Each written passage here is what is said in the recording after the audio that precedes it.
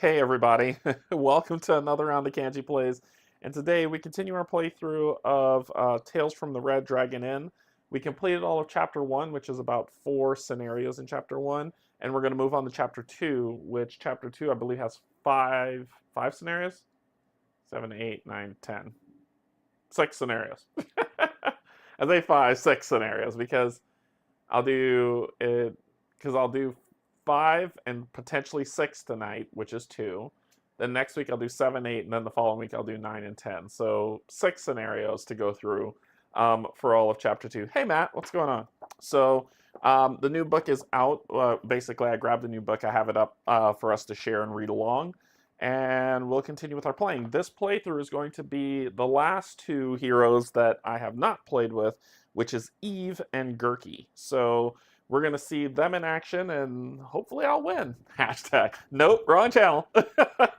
Although I think it's really cool that Steve did that. If you don't know, Co-op Guild created a kind of community-based boss battler for during stream, so you can do on their channels. If you go while they're streaming, if you do like exclamation battle, you'll actually fight a boss monster, and it lasts, until we kill him. So I missed yesterday's, so everyone who was on yesterday and did it is going to level up when they play tomorrow, which makes me sad because I want to level up with you, but unfortunately I'll be one time behind because I wasn't able to make it yesterday's stream.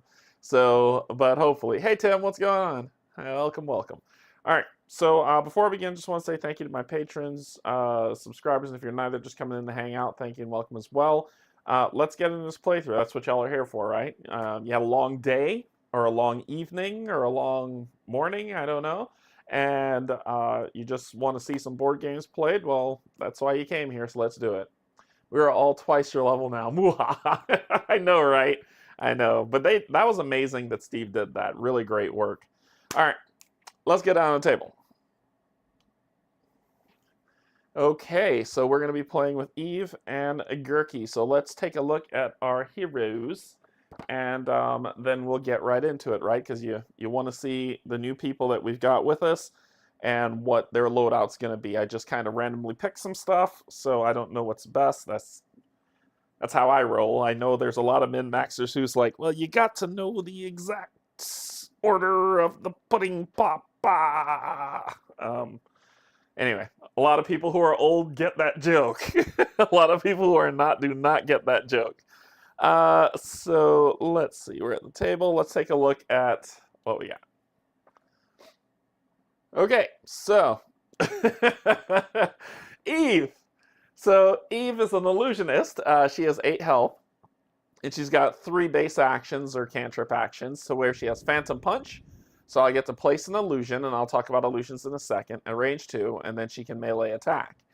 Bewildering Strut. In either order, you and up to 1 illusion move 4, so some movement there. Well played, Matt. Well played. And Catch Your Breath, she can invigorate 1. When she is wounded, right?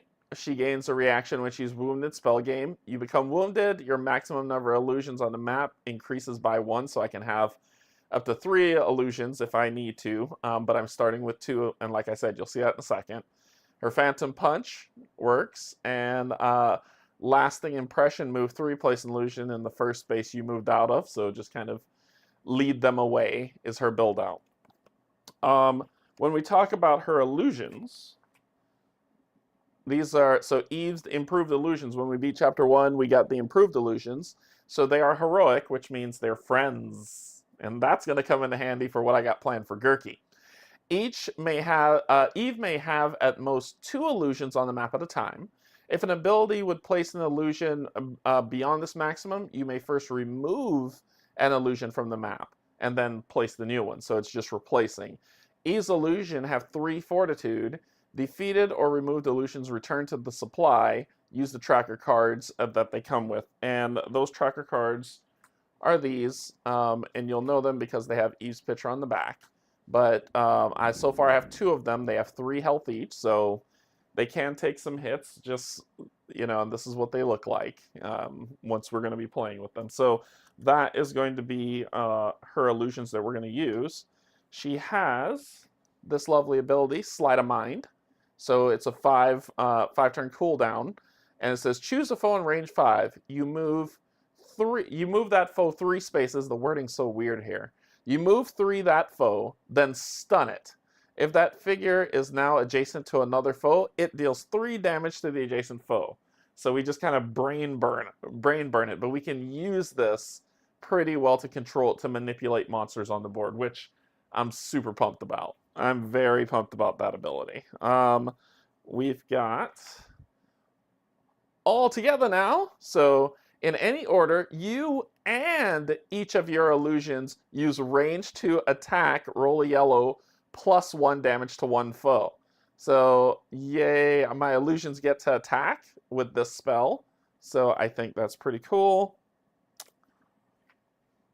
Look into my eyes. So for 4 action, range 4 attack, 1 yellow die plus 1 damage, and then after that, you move for the target. So whoever I hit, I move them away after I hit them, which she is just about board manipulation, which I think, like, if I was playing this game 4-player, I probably would pick her.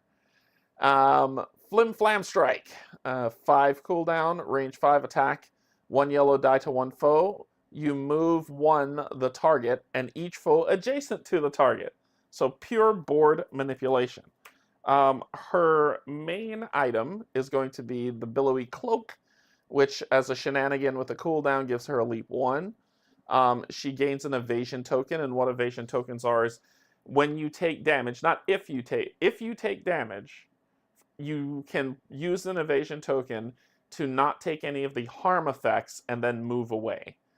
2. That's kind of what this gives you. You'll still take the damage from the hit, but you won't suffer the harm effects and move away, which a lot of these enemies have harm effects, which is terrible. But this is what she's going to get, the Billowy Cloak. For her secondary item, I've given her the Bandolier of Righteous Flash Bombs. So, hey Steve, what's going on? So the Bandolier has 3 charges, and per charge, you and all friends in range 2 heal 2, and weaken all foes in range 2. And for weaken, let me grab, and so I can tell you exactly what weaken means, because I looked that up, but it skipped my mind, so give me 1 second, A weaken token is a kind of debuff that causes a figure to attack for less. When a figure with weaken makes an attack, the figure calculates all damage, dice, all that good stuff, then discards all weaken tokens and subtract 1 damage for each token discarded down to a minimum of 0. So basically, if we weaken 2 them, then we're reducing their damage by 2 for all foes within range 2 of where this of Eve. So that has 3 charges. Eve's partner, who is going to be Gurky. So Gurky's the rogue. Gurky has a 3 sneak attack. So melee attack 1, backstab. Backstab has to be triggered, so it's a triggered ability, but I'll show you what that means when I show you Gurky's backstab card. Thieves Canter, so move 4, traps you pass through during this move don't trigger, so free move through, and Catch Your Breath Invigorate. When Gurky gets hurt, Gurky starts doing some dangerous stuff.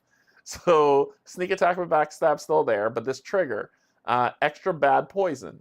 Your attack, whenever your attack damages a foe, weaken that foe for 1. So this is kind of a nice trigger that goes off of a reaction on their turn. And then limp along, move 3. That's Gurky's one. So Gurky has this lovely ability called Backstab. So it says to enable Backstab bonus of Gurky's hero cards, all targets need to meet at least 1 of the following conditions. So whichever one of these is met, Gurky can trigger Backstab. So the target is adjacent to a friendly figure to Gurky, like an illusion. The target is on a difficult or hazardous map space and is not immune to its effects. So if it's not immune to a difficult space, it triggers, and the target has 1 or more debuff tokens. So if I weaken it, it's going to get hit. Hey Roy, what's going on? Hello, hello. So that is how Backstab is triggered. Gurky's got 4 abilities. 1, have a nice trip. See you next fall. Move 4. Attack. Foe. Trigger backstab if you can, and after the attack, you may move 3 the target. So basically, I can move the target with the backstab like it's stumbling away in pain, which means I can make it fall into another trap, which is fantastic. Gurky has this, which has 3 charges on it. Yeah, I'm full of surprises. As 2 shenanigans, and we only get to pick 1 shenanigan when we choose to do it, but it still just has 3 charges. We can spend a charge to range 3, attack 1 foe, and weaken the target as a shenanigan, which could trigger a backstab. Or spend the charge, use a charge action or charge shenanigan on one of your equipped item cards for free. You do not spend the charge when this comes in, which is pretty cool. I like this for the 1 item that I gave him, and you'll see which one it is in a second. Gurky's got, look over there, a distraction. As a shenanigan, to burn down leap 2, and I gain an evasion token, and by default, I gain 1 evasion token as is. And then Gurky has hit and run. Leap 1, melee attack 2, backstab if you can, and then move 4. So lots of jumping around.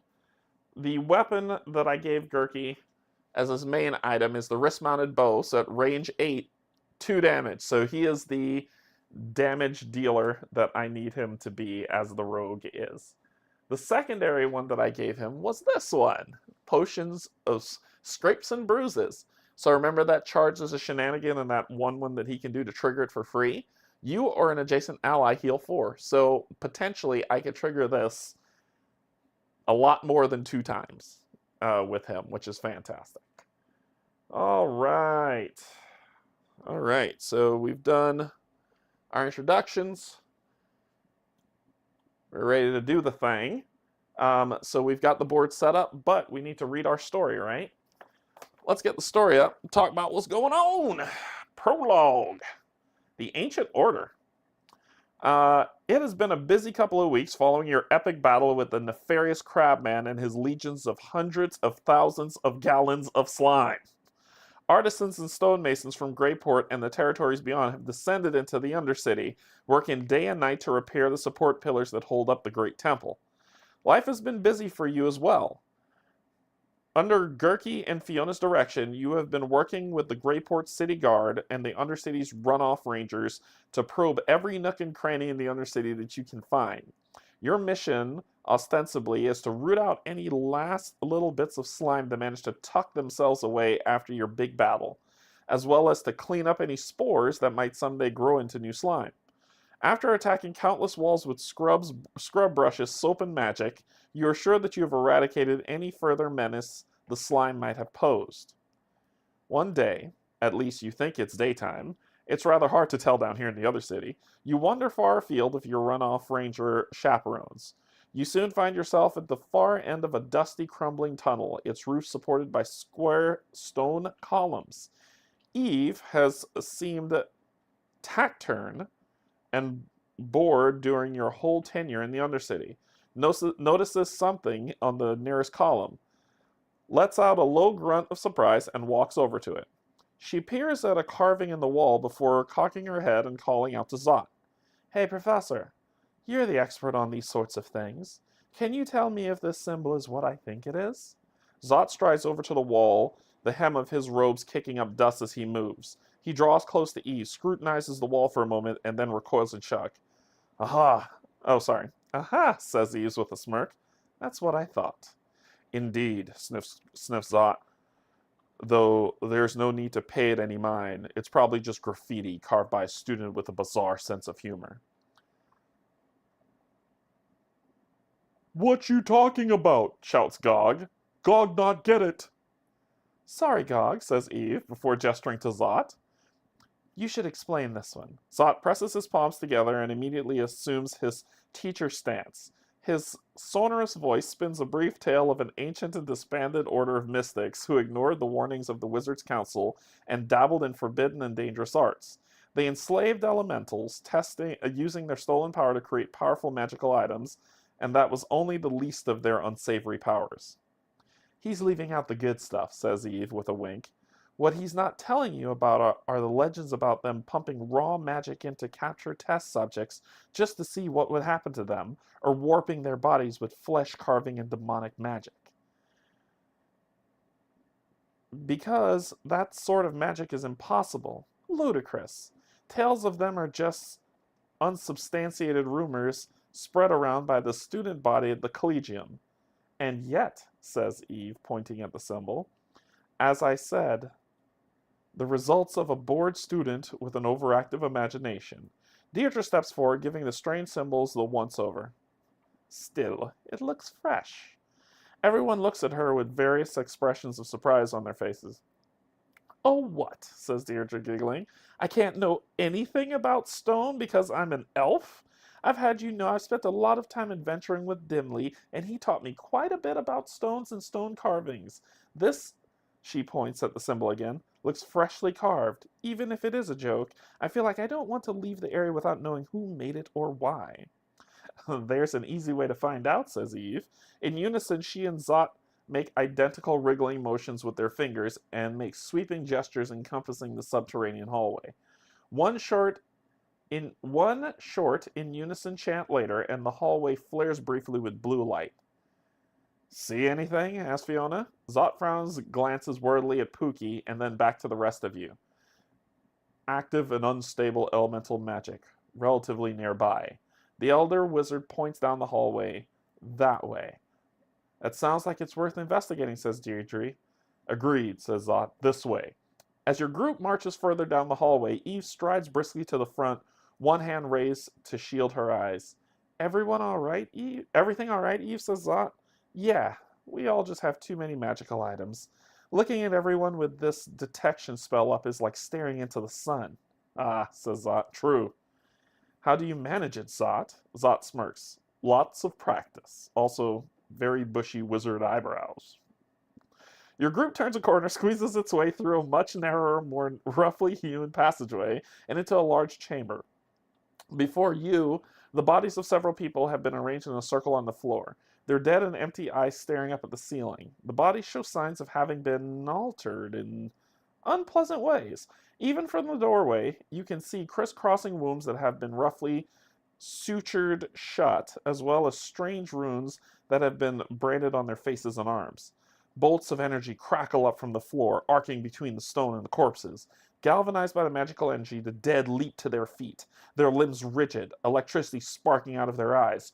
You watch as their prostheses hum to life, and their muscular bulges grotesquely beneath their tortured skin. That seems weirdly worded.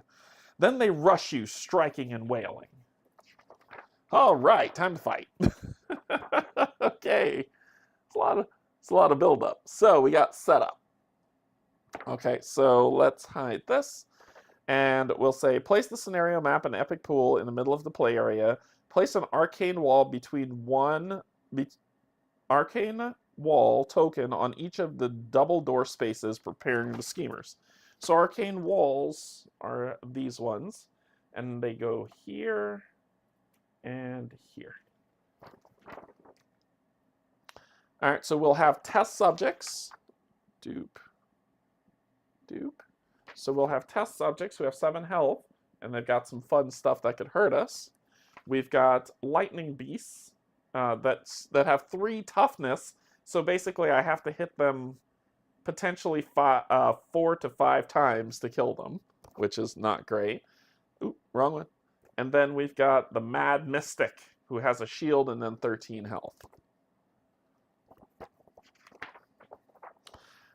Immune to mana. This figure is unaffected by mana pools and treats them as though they were safe spaces. So I'm assuming these are mana pools here. Okay, deploying. Let's do it. Let's do the deploy dance. So test subjects 1, 2, and 3 are going on A, D, and C. A, D, and C. Okay, that's all that's going for 1 to 2 players. If I was a shredded pile of muscular bulges, I'd always That's funny. That's funny. Let's see. Deploy the following to the entryway, which is here. Cool, cool, cool. We did that. And depending on what level difficulty you want, it makes the game harder. The schemes in this scenario have a couple of new twists. What a twist! The first is range infinity. This simply means that the scheme can target any foe on the map. Remember, though, that range attacks always targets the nearest foe. The lightning beasts sometimes move towards the furthest foe. When they do this, they target the foe that is the furthest away on the map by line of fire. However, once they have chosen a target to move toward, they will still take the shortest, most direct path they can to get to them. The Mad Mystics each deploy with a shield token. This works the same as this it does for schemers, like the lightning beasts will deploy with toughness tokens. Our heroes. Each player does the following. Choose a hero, take all their stuff, choose 4 of the 6 heroes cards, which I did. Choose 1 of each class item, 1 major, 1 support, did that. Resolve any setup flags on the equipped cards, did that. Claim 2 spots on the hero power tree, and then deploy your figures. So the hero's power tree, doop, is here for Eve, and you have to start at one of these 2, but we get to claim 2. Methinks I will give her another evasion, and I did not pull these out beforehand because I didn't look at it. So I think I'll give her another evasion and a shield. So I'll give her another evasion token, and then I'll move here and give her a shield token. The shields are around here somewhere. Yeah, there. So then I will give her that and a shield token, and that will be her starting one. For Gurky has these, and I think I'm going to give him the same. An evasion token and a shield token.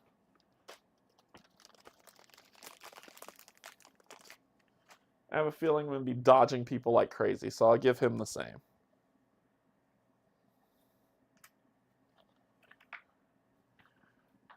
All right, and deploy our figures to the map. So I've painted Eve. Oh no, Yogi. I've painted Eve. So I was able to paint her, but remember I wasn't feeling good I was feeling sick on Sunday, so I wasn't able to paint Gurky, but you should be able to tell him apart. We'll put Eve here and Gurky here. So that'll be their starting spots. What else we got for we could kick it? Arcane Walls. Arcane Wall, impassable. These tokens are impassable. The scenario will tell you when they should be removed. Difficult. Difficult spaces need an additional movement, so we know about difficult terrain. Mana pools is a hazard. These spaces are dangerous and deal damage to figures that enter them. They also deal damage to figures that occupy them during the objective phase. In this scenario, a figure that enters a mana pool takes 2 damage. In addition, any figure on a mana pool during the objective phase takes an additional 2 damage. Alright, oh, that's a thing.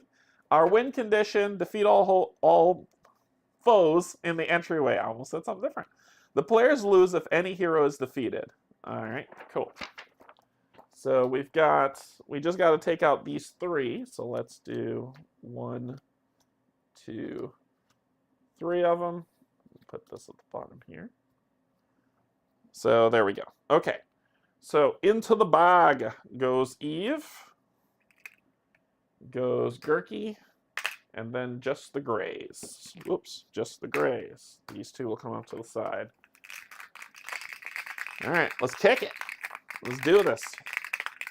Who is going first? I really hope it's them going first. I'm not going. Oh, I forgot to roll. We need to roll for what they're going to do. They're going to do the axe. So that's what they're going to do. And now we do it. I want them to go first, actually. And Eve goes first as her main action. All right, so let's see. I could drop an illusion. That illusion can melee attack. But I also want to pull you to me. Yes. Range 4 too, right? So if I use my I could use my move, but I need to drop an illusion 2 spaces away. I need to find a good move. I didn't study her enough. Okay. Range 4. 1, 2, 3.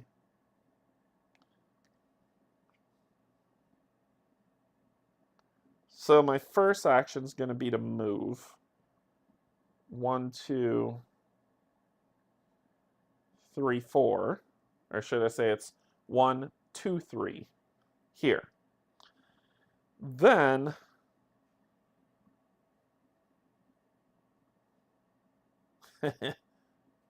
one of these two I'm doing. One of these two. I think I'm going to do the cooldown on... This one targets all other foes too. One of them makes them hurt the foe. Which one's that? This one, range 5. You move 3 that foe, then stun it. And if it's adjacent to its buddies, it does it. I'm going to do this one, Sleight of Mind, as my second action. And I'm going to hit this one. So choose a foe in range 5. Move 3. I'm just going to have you move here. Or we'll go 1. You'll take 2 damage. 2. 3. You'll take 2 more damage. Enjoy that. And then stun it. And then it does 3 damage to its other friends who are close to it. Moo-ha. Moo-ha-ha-ha-ha-ha-ha. Okay. So that was her action, and number 3 is stunned. So what does stun mean? Stun might mean something different, so let's look it up. Stun. Stun, stun, stun, stun, stun, stun, stun. To stun a figure, give it a stun token. A stun token is a kind of debuff that causes a figure to skip part or all of its next turn. If a schemer or solo mode companion has a stun when their turn begins, they skip their turn and discard all of their stuns. That actually made me happy. This pleases me. Where are the stun tokens? Oh, here they are. So I stunned number 3. Cool. You enjoy that. So that was my 2 actions. I have a shenanigan. Yep. I'm going to use my shenanigan with the 2 cooldown to just pop right back. And that'll be it for me. So I'm done. All right. Who's next? That was actually fun. I like that ability a lot. Eve's... okay, so in this... she is going to drop an illusion. So she's going to drop an illusion. So she's going to use her 1 Phantom Punch. So she will drop an illusion range 2 here. And then that illusion gets to attack. +1 damage to 1 foe. So 1 plus, that's 2, taking you to 6. Yay! That's all she gets to do. She had a good turn. It's a good turn. Canje's creeping me out a little. It's Gurky's turn. So Gurky's going to move 4. 1, 2, 3, 4. 4 there. And then you're going to die on your turn. Because you're stunned, you're not going to move. Your buddy will come around and hit Gurky, but that's okay. Gurky's going to move there.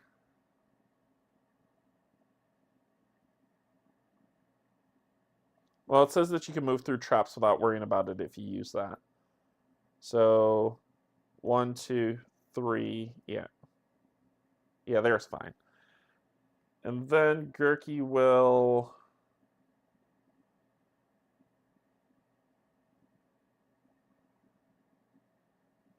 The only thing he could do backstab on is on something else. So instead, instead of him moving, sorry, put him back, Gurky's going to use this wrist-mounted bow. It's probably the smarter thing to do.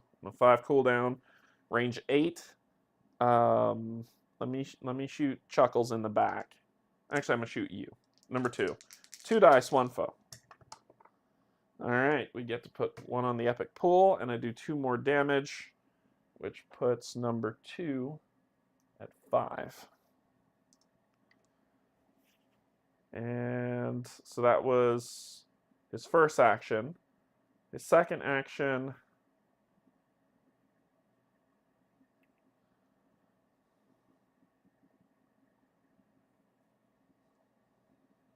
let's see if I could kill number 2. He'll do this cooldown on this one. Move 4. 1, 2, 3, 4. Do an attack roll, and this time he is going to use the epic die because he doesn't get backstab. So how's he do? Ooh, that is going to chafe. So he's doing 5 damage, which is enough to kill number 2. 2's dead. Just turn it sideways, saying that your turn is up.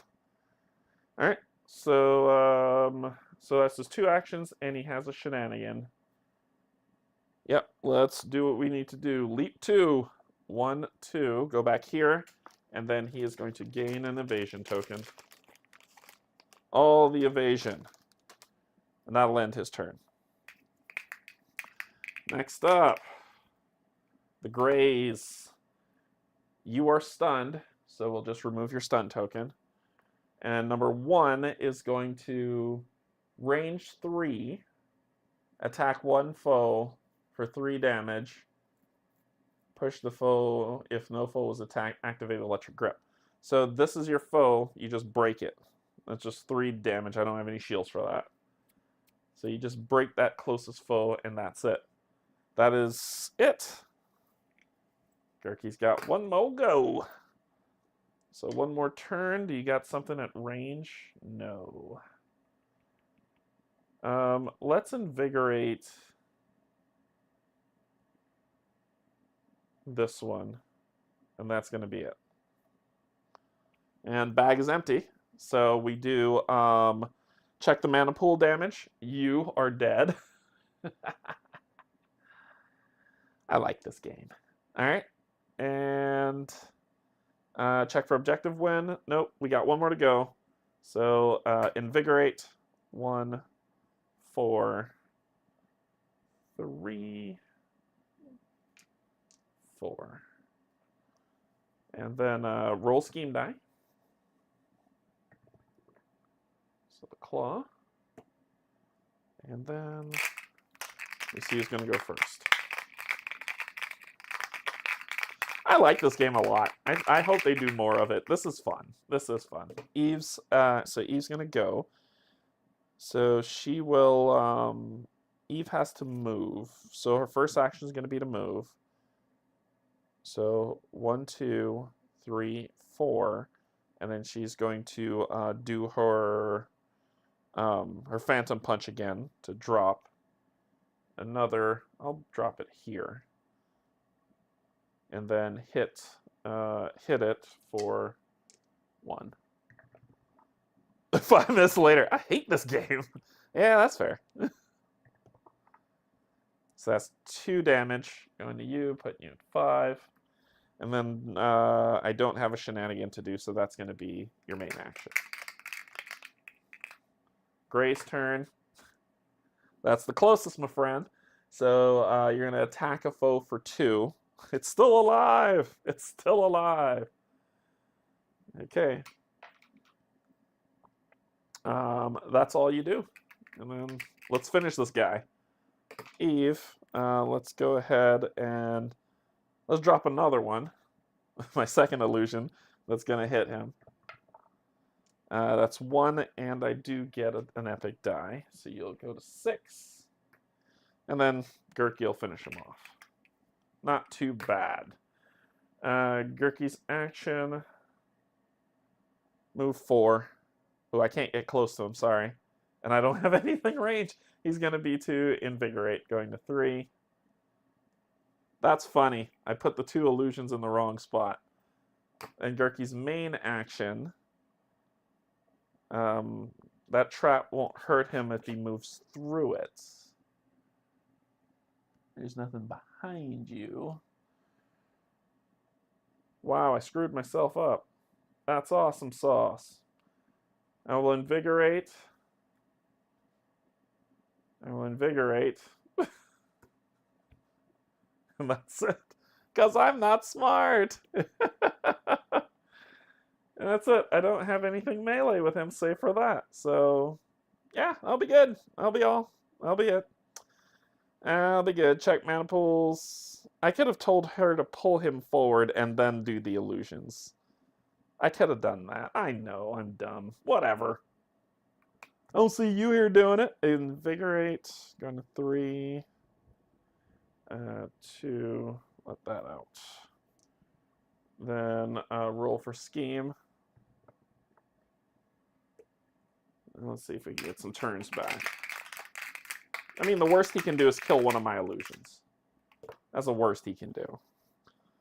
Alright, so let's kill him with... There's just 1 damage, right? So we'll do the 1 action to place an illusion. So we'll take away this one and put it back, and it attacks. And it hits him for 1, which kills him. There we go. There we go. Alright, we gotta wait until the objective phase to see what happens next. So her second action is going to be to invigorate, and she doesn't have one to use. So next up, Urki's main action is going to be to invigorate again, and move 4. 1, 2, 3, right there. Gray is dead. Don't have to worry about it. Invigorate once.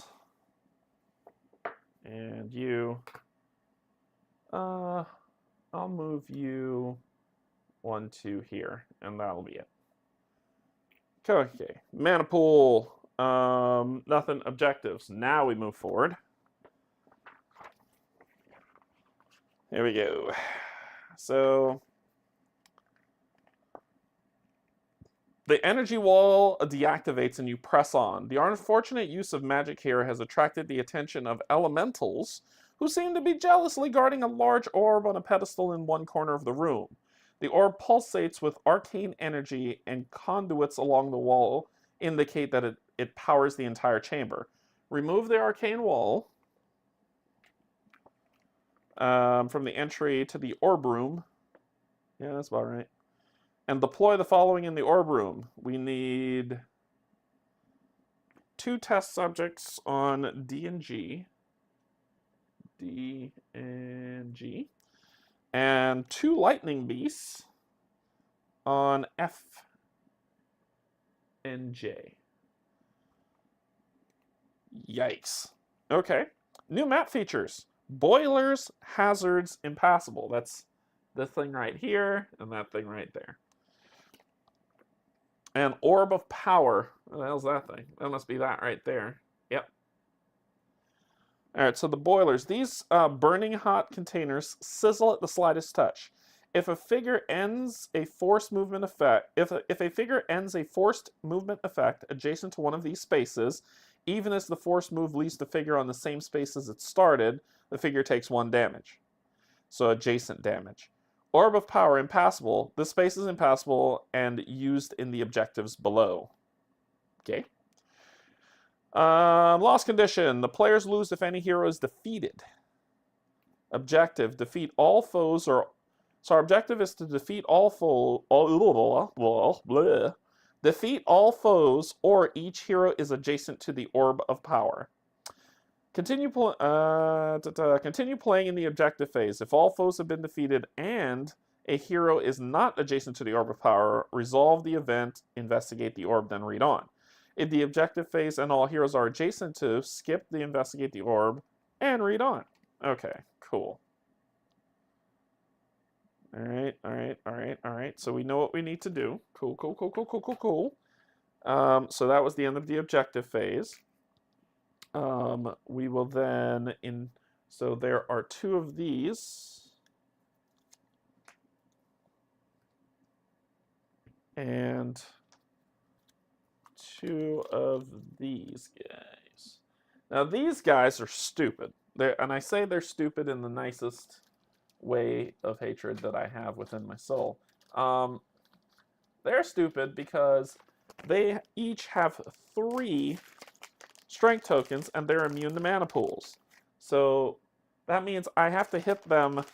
Think of those strength tokens if you've put. Hey Kim, what's going on? Think of those strength tokens as if you've played Aeon's End, and they're the shield tokens on Aeon's End for the Nemesis enemies. That's what that is. All damage takes 1 off. All right, so we've got blue and gray this time. We need to invigorate. Roll the scheme die. Don't monster shame. No, they're stupid. They're stupid and they know it. All right.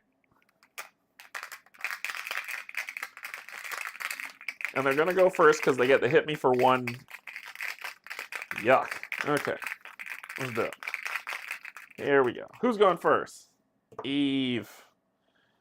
Okay. Well, I mean, far be it for her to not use her amazing ability to make stuff do stuff. Now, if a figure is adjacent to a boiler, it takes damage. It takes 1 damage. I think I can use the boilers to my effect for her. I think that's the plan, too. In either order, you and up to 1 illusion may move 4. So I'm going to do that. Let's get... Illusion number 1's a little hurt, and it could dissipate. So we'll do 1, 2...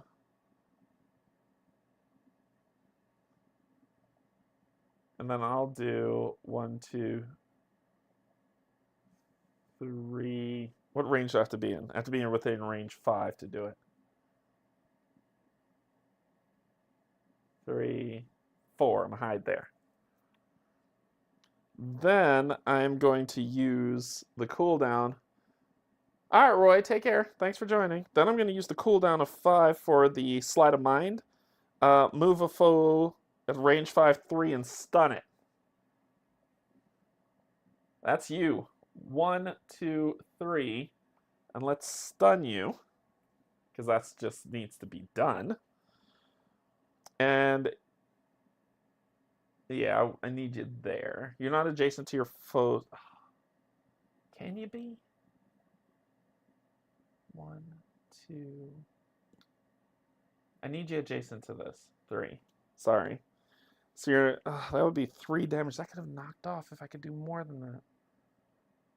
If I had 1 more movement. There. Okay. So boilers. If a figure ends a force movement effect adjacent to one of those spaces, they take a damage. So, boink. Let's lose 1 of those. That was my 2 actions, and then my shenanigan is going to be to leap 1. Putting this cooldown here. Okay. Hey, C-Mitch, what's going on? Hello. Blue's turn. You're stunned, so kick rocks, you little bastard. Then we'll do 2. You're going to be attacking 4 foes that you can see.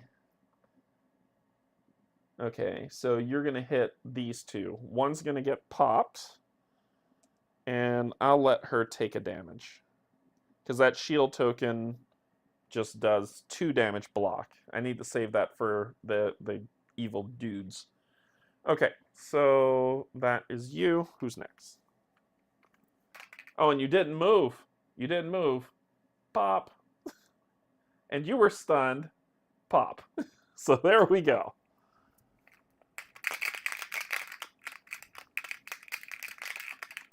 Getting better. Gurky. Gurky. Gurky is going to... You got line of sight to that guy. So you can pop that guy. Yeah, let's do that. And we're going to use the die. We're going to put the cooldown on this one. That's the only guy you have line of sight to. There we go.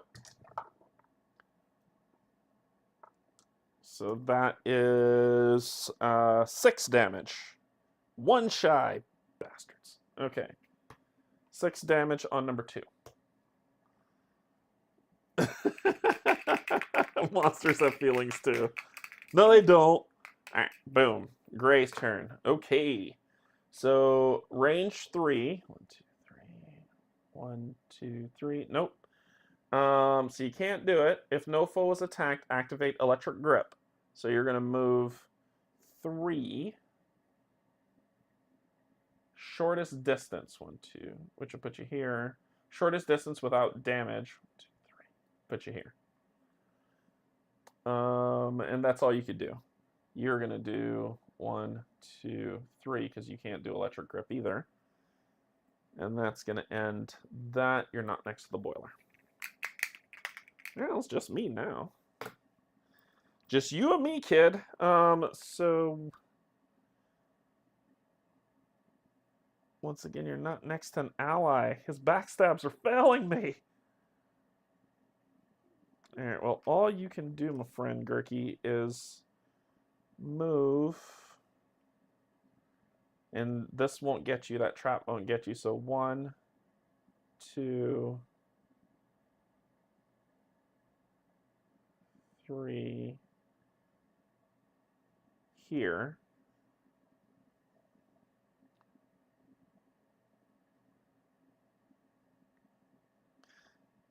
She's going next. I'm actually going to put him. It's not a flight one, so you started here. 1, 2, 3, 4. And traps don't hurt you because you can pass through them without triggering. So that's your first action. Your second action, I'm going to attack number 2.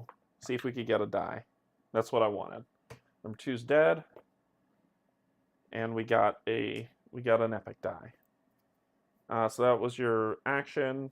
Do you have a shenanigan that you want to use? Nope, we're done. Then finally, it is Eve. All right, Eve. Eve is going to place this. Range what? Range 2? You should have moved there. You should have stayed there. But we'll do it here. And then it'll attack just for 1. Okay. Check mana pools. Nobody's on 1. Objective wins. Not yet.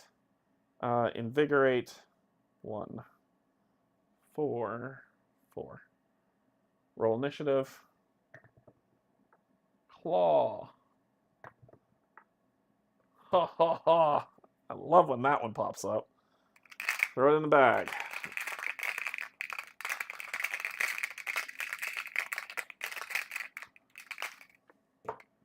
Eve.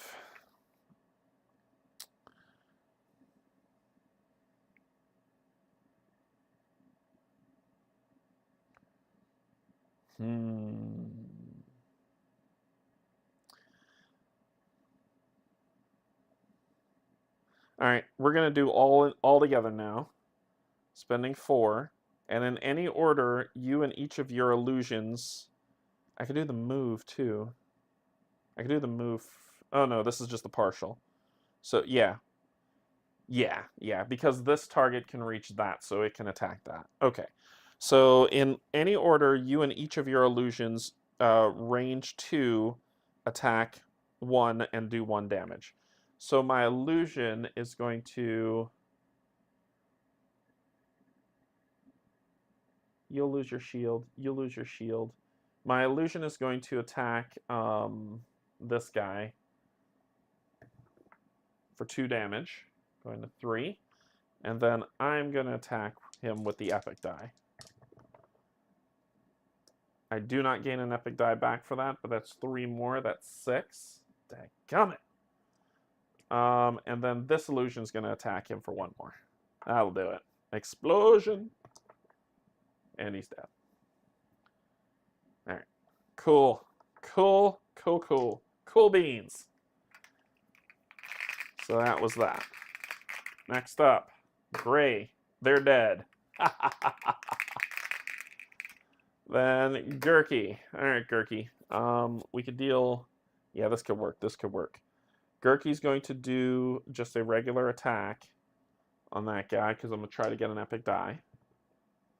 I do 1 damage to number 1, which knocks this off. And that's all Gurky's doing for his partial. Gurky's main is we are going to attack that guy because he's fresh off the ready to hit train.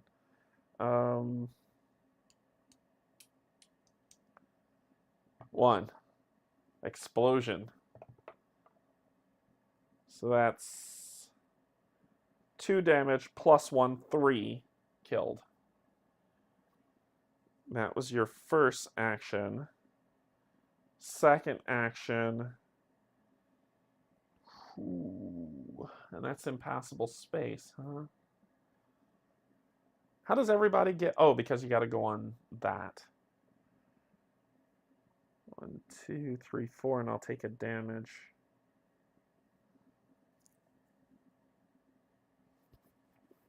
Oh, very cool.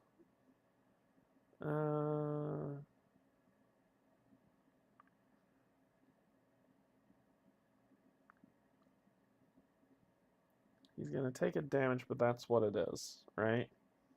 We just need to get close and kill that thing. So 1, 2, 3, 4, and then he'll take 1 damage.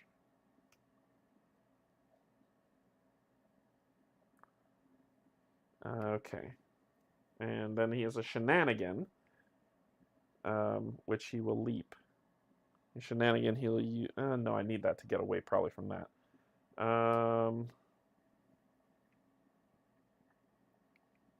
I could range 3 shenanigan this guy, but I don't think it's worth it. Nah, I don't think it's worth it. Eve's turn. Alright, Eve. You and your illusions get to move, and 1 illusion gets to move 4. 1, 2. Let your illusion... Instead of that, let's do... Yeah, I gotta do it. 1, 2, 3, 4. And then she will do her illusion place. This one will pop away and form here. Just trying to get an epic die. Knock off 1 of those.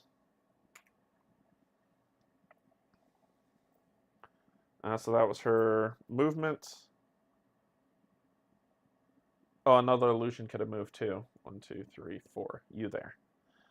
And then that's it. You're going to take a damage because you're next to a boiler. Number 2. And no shenanigan. Blue's turn. Attack all foes for 1 damage. So you'll go to 2. You'll go to 2. And then you will lose this last one. And that is that. Check mana damage. Check objective. Invigorate. 2, 2, 2, 2, 2. Invigorate. And 3. And dump it all. Roll the schema die. Rolling the schema die. Alright. Well, you're not going to move anywhere. Oh, the furthest foe. Oh, you are going to move. Huh. Hopefully you go first. And you do! Alright, so move 5 to the furthest foe. 2, 3, 4, 5. Then... Oh, you could have hit that one too. Sorry, I missed that. You should have taken damage too. Then you will attack 2 at range 2 4 foes. You will now use your shield. You will die, number 1. And then move 3 towards the orb of power. 1, 2, 3. Yeah, you got to die. Gurky. Gurky is going to... He can leap 2 with the evade, but he can't melee that guy, so he actually is going to do his leap 2 shenanigan. there. That's next to a boiler. So I'm going to die because the boiler is going to kill me. And that's that. Next up is Darky's main actions. Ugh.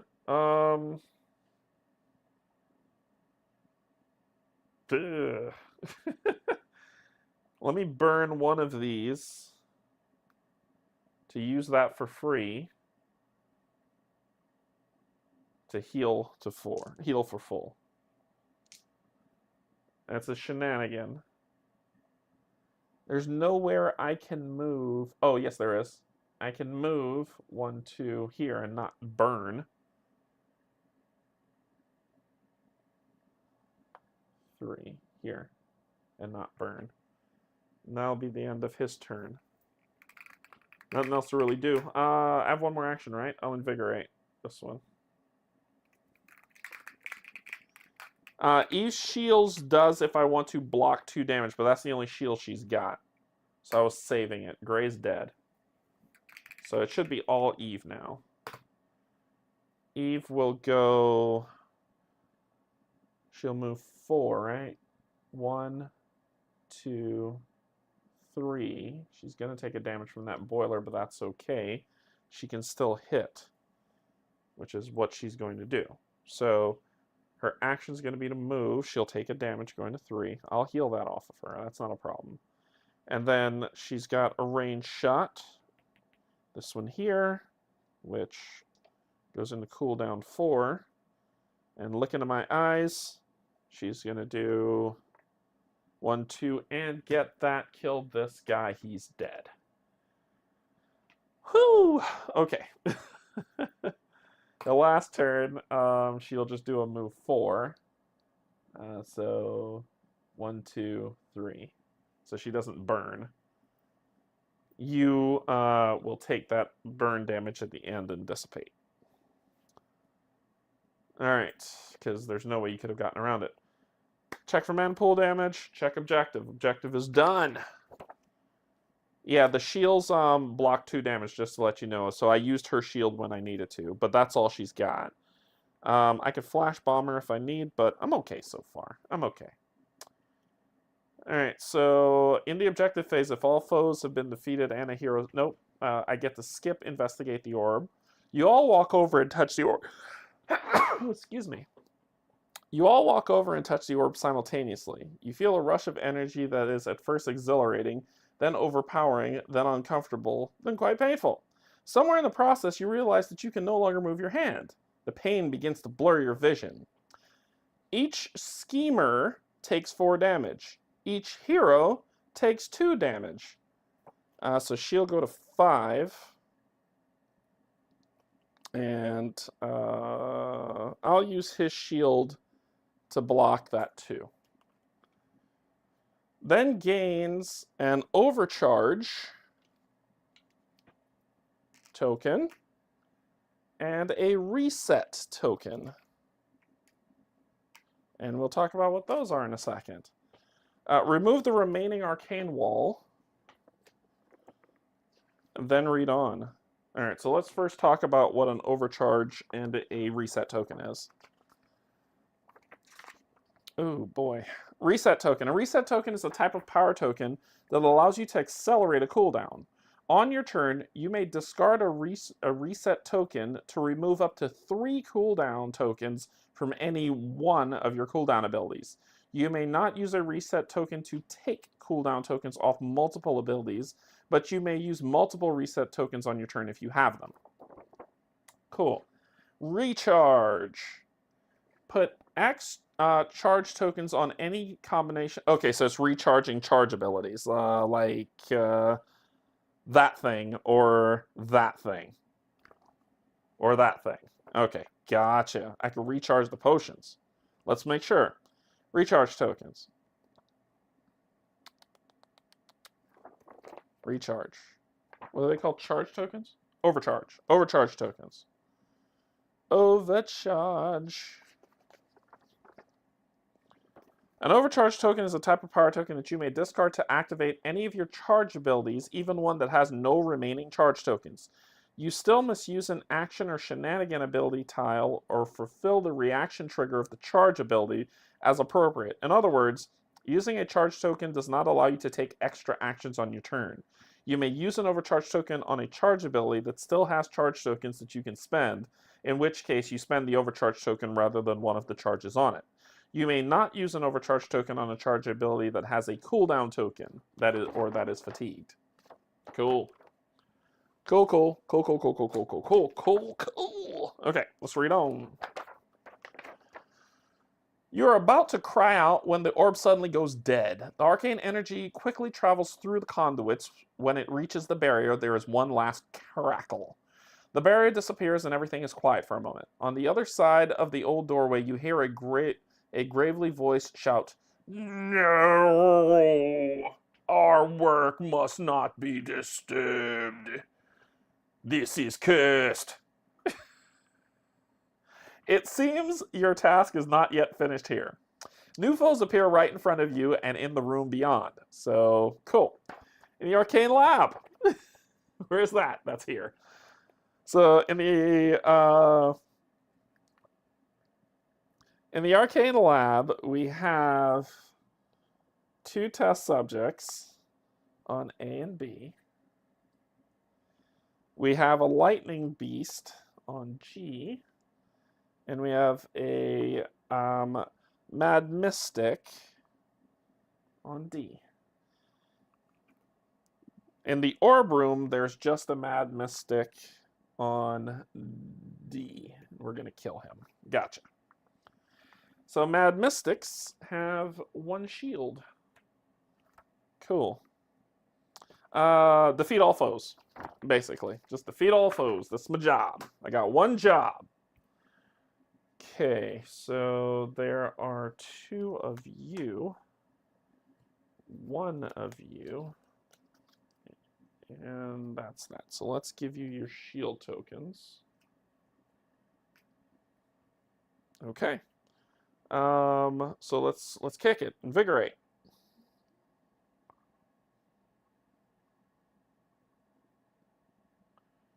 One and 1. Roll schema dice. Claw.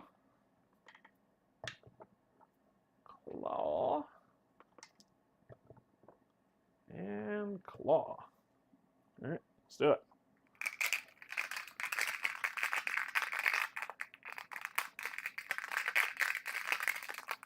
Oh, forgot to put the red one in there.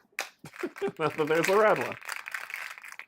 Like the bag's feeling kind of light for how many enemies are on the board. Grays are going to go first. They're going to move 3 to the closest foe. 1, 2, 3. 1, 2, 3. Fun turn for you. We're just going to wait them out. Eve. Well, we're going to kill that thing. That's what's going to happen. So Eve is going to use this token on this. This is her action. So she'll use that overcharge token on this, which heals you and all friends heal 2. So she'll go from that back down to 3. And weaken to all foes. What's the weaken token look like? Sorry. Oh, that's a weird punchy thingy. Yep. Weaken 2 on number 2. Okay. Cool. So that was what she did. That was her thing. Gurky's turn. Dude, you are a dead man. Okay, so Gurky is going to, and you're adjacent to a foe. It's about time this worked. Gurky's going to use Have a Nice Trip. Yeah, because I'm going to send you right into a boiler, and hopefully I can kill you with it. 13 health, maybe not.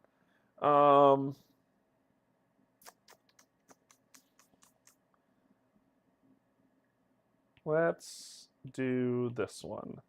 We're going to do a cooldown of 4. Move 4. 2, 3, 4. I am going to take a damage from the boiler, but I am going to still attack you for 1 plus this die. That's 3. So you'll lose that and take 2 damage. And then it says backstab. I get to add another die. Explosion. 3 more damage, putting you at 5. And after the attack, you may move 3. You may move 3 the target. 1, 2, 3. That was my first action. Ooh, well, maybe I don't want to move you. I don't want to move you. No, no, no. We're gonna curb stomp you. Then my second action, I'm gonna melee attack with backstab. So that's gonna be 2 dice plus 1 auto damage.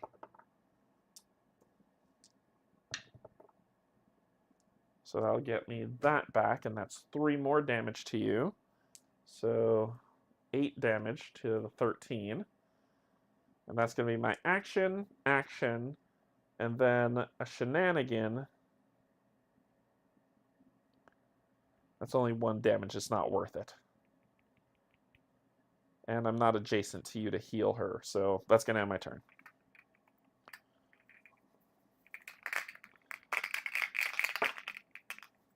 Next is going to be Eve's turn.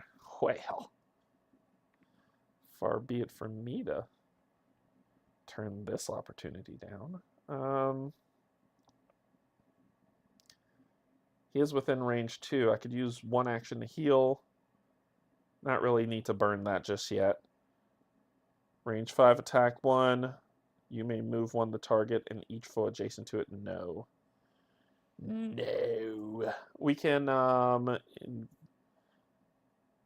let's place an illusion and attack. So we'll place an illusion here and it will attack. It's doing plus 1 damage. I'm going to use this. That's 4 damage to it. It's 12. Wait, that's 4 plus 1, 5. 13. You're dead. Moo-ha. Moo-ha-ha-ha-ha. So you're dead. Then we're going to do our 4 move, right? 1, 2, 3, 4. 1, 2, whoopsies, 3, 4. You're going to still take a damage. And then we could try to heal coming up next. No shenanigan. I could do a shenanigan leap. That probably could work. I think I will. I think I will. I don't want to take that damage. I'll do this for a shenanigan leap 1. And then I won't take that damage. All right, what you got, Chuckles? You are going to move 2. 1, 2. Range 3. 1, 2, 3. Nobody you can hit. If no foe is attacked, activate Aether Fire. Move 2. Good Lord! Move 2. 1, 2. And attack 1 foe for 4. Bye! So that'll hit you. These illusions are saving my bacon, just to let y'all know that. All right. Cool. That was awful. That was a hard hit. Gurky's turn. Gurky's going to do the movement. 1, 2, 3, 4, because that needs to be a thing. And then finally, Blue. Blue's going to move 5 to the farthest foe, which is you. And you're 1, 2, 3, 4, 5. Range 2, can't hit nobody. Then move 3 to the Orb of Power.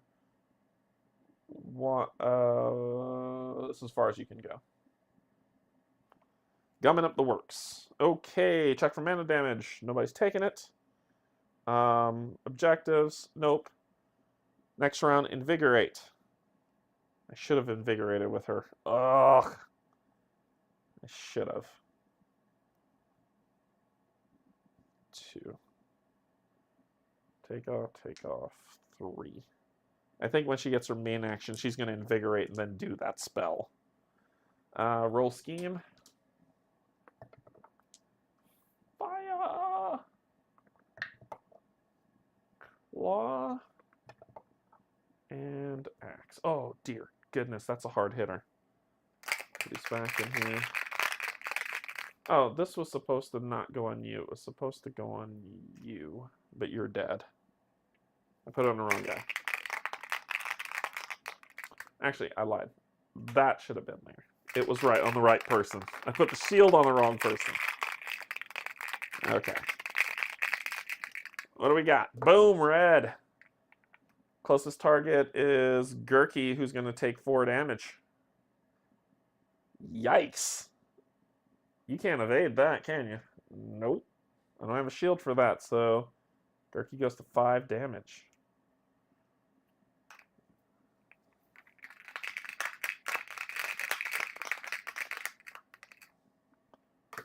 Eve. Partial action. I'm going to have to spend this. Going to 2. Heal myself 2. And heal Gurky. Oh, he's not within range 2. I can't do it. I can't do that. He's not within range 2.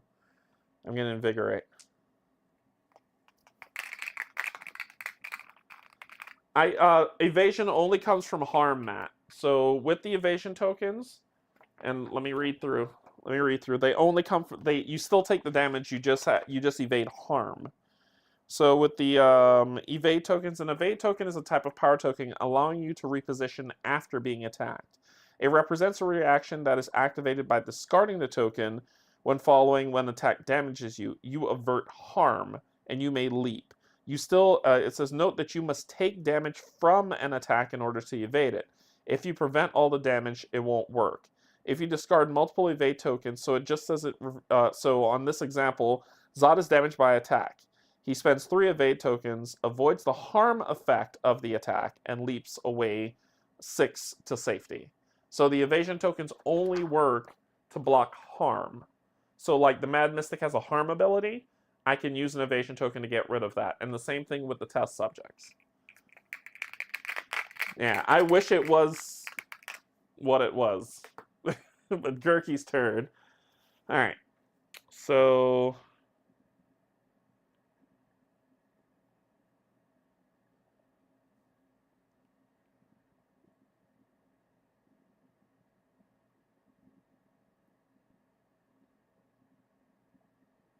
his shenanigan, he's going to use this token to do this ability to heal himself for 4. So that's his shenanigan. He's then going to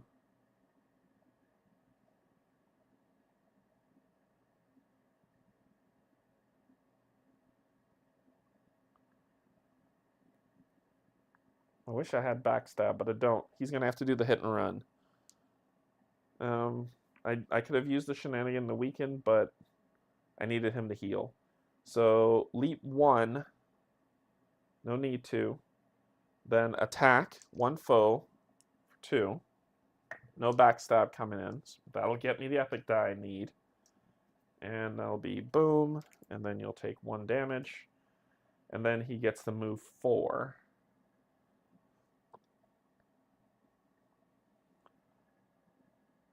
One, 2, 3, 4. That's his first action. His second action is going to be, let's do the wrist mount bow on the same guy using this die. Actually, no. Let's just do an attack to number 2 with the die. 4 damage.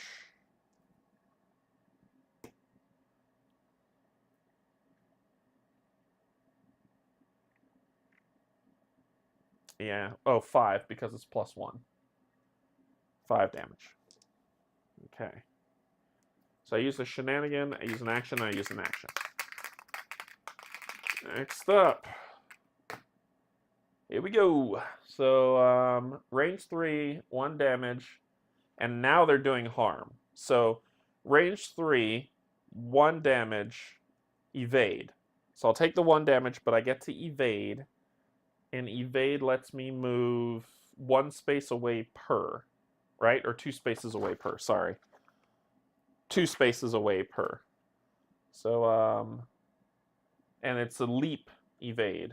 1, 1, 2. And then the next one would be range 3, and you can't do the harm effect. So that's how you avoid the harm effect. Enjoy that. Next up, blue. The storm is going to move 5 to the furthest foe. 1, 2, 3, 4. You're not going to get hurt by mana pools. 5. Attack a foe for 2 damage, putting her at 5 because that's who he can hit. And then move 3 towards the orb, but you can't go through me, so that's where you're staying. Gurky. Oh, and you got those 3 stupid tokens, don't you? Because I haven't hit that guy yet. And he's got that. And I ended next to a boiler, so... Oh, wait, nope. At the objective phase. So, what are we going to do? What are we going to do? We are going to move... Leap 2, 2, 2, 2, 2, 2. We're going to do this. We're going to do this as our shenanigan. 2, and gain 1 of these back. And then finally, it's time to have some fun. Okay, so you're not immune to mana pools. So we are going to use this, the foe at range 5, which would be you, and tell you to move 3 into that mana pool, taking 2 damage. Going to 6. But then hitting everybody around you for 3. So 1, 2. Going to 4. And the reason why I took it off now, I know in the objective phase they take damage, but right now... Oh, no, it's when they land in it and in the objective phase. Oh, you're screwed, dude. Okay. So that was my first action. My second action is going to be illusion drop attack. Illusion drop. And we are going to attack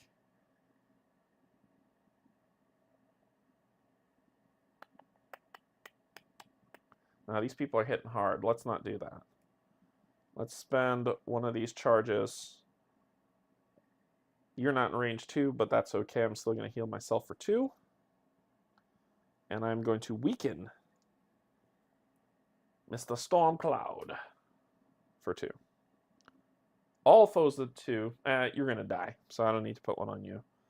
And that's my 2. I get a shenanigan, but I don't have one, so that'll be the end of it. Then, mana damage, pop. Pop like a zit. And objectives, no objectives have been done yet. So then we'll go to invigorate. 1, 1, 1, and 4. 2, and 2.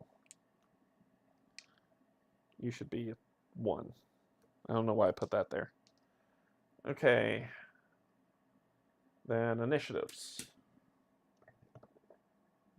Claw.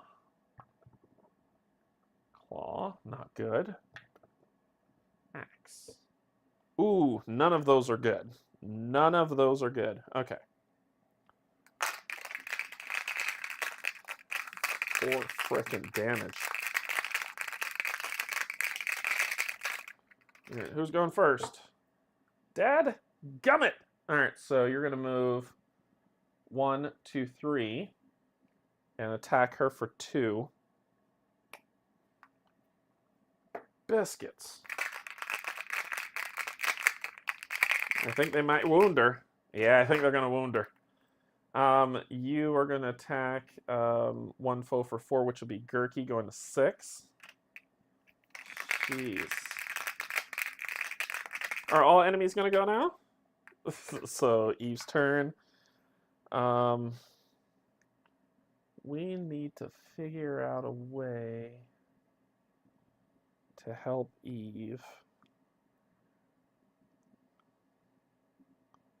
And Stormcloud is a bother, isn't it?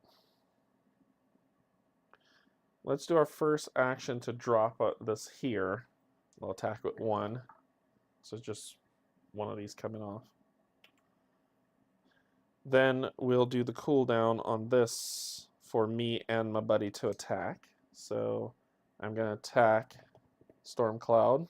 This isn't going to matter. Oh, of course it's not going to matter. Do you want to crit everything?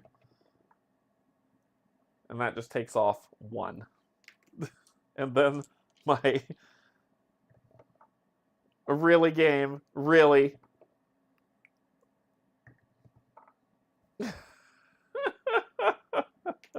What a waste. What a waste. And then I'm going to shenanigan to leap 1.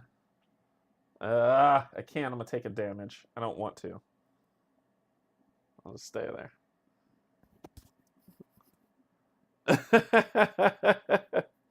Oh, and I do get the epic die. Thank you. Yep, I do get the epic die.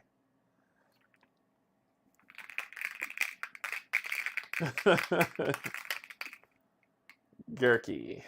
Alright, Gurky will try to... Red's already gone, right? Gurky's going to have to use his shenanigan to heal for 4. Going down to 2.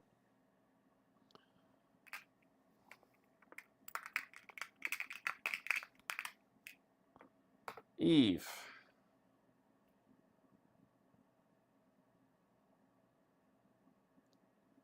Yeah, that'll work. That will work. I'm going to do this 5 to attack one foe, and each foe adjacent to the target 1 space. You.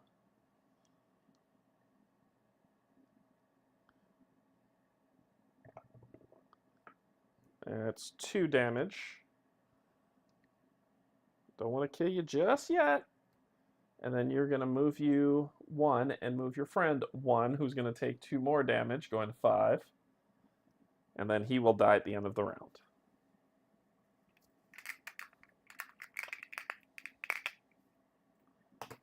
Gurky is going to... He's going to shenanigan. Attack him for 1 straight damage and weaken him. Yeah, we setting you up for the shebang. That's the shenanigan. Then let's get to work, shall we? Let's do that with our main action. Throwing that in there, so it's going to be +1 damage to this.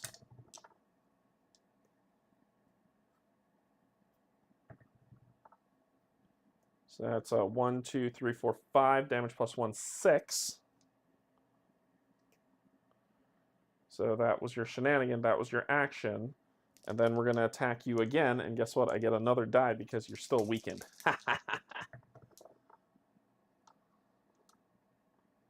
You mess with the Gurky, you get the horns. What is happening? What is happening right now? What is happening right now? So I don't get... Yeah, so 1, 2, 3, 4, 5...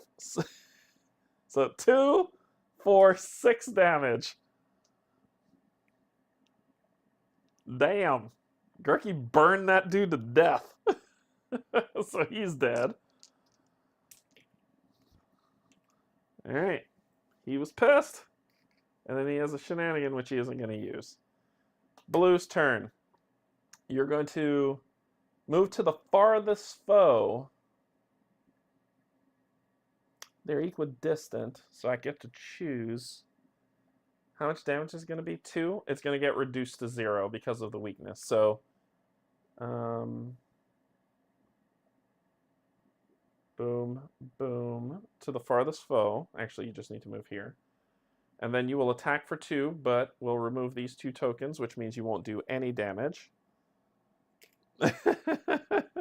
Then 3, move 3 towards the orb. 1, 2, 3, and you'll take a damage. Oh wait, you only have 2 health. Screw off, dude. You've been dead. So I wouldn't have had to kill you. We just got to kill that. Okay. End of turn. Mana pool. Burn away. And there we go. Objective. Huzzah! We win. So we checked the objective. Defeat all foes. We did. So let's go to our story. True story.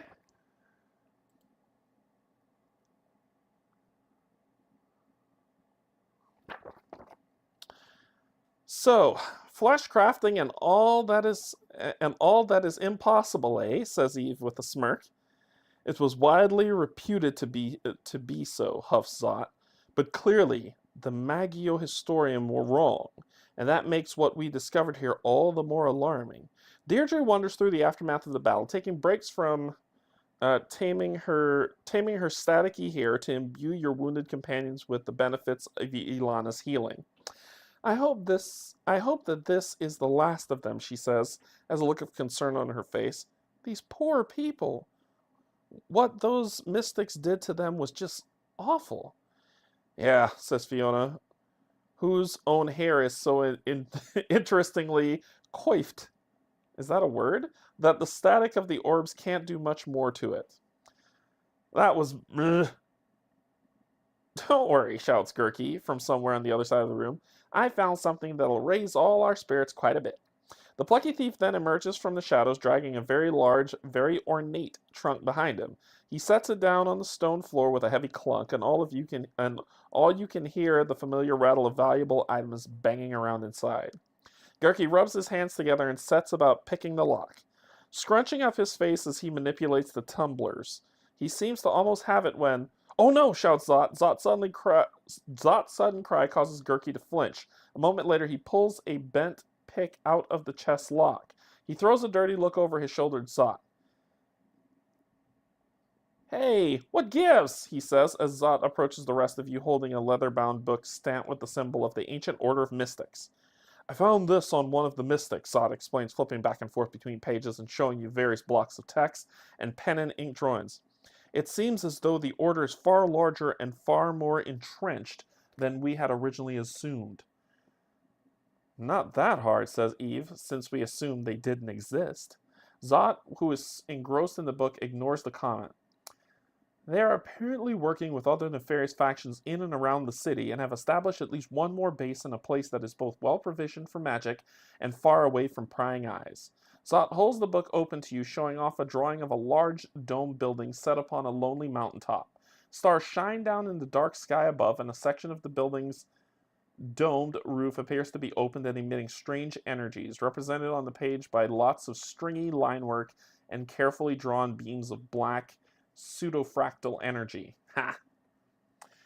The old Collegium Observatory, Zot says, in the mountains west of the city. There's no telling what they could be doing up there. We have to investigate.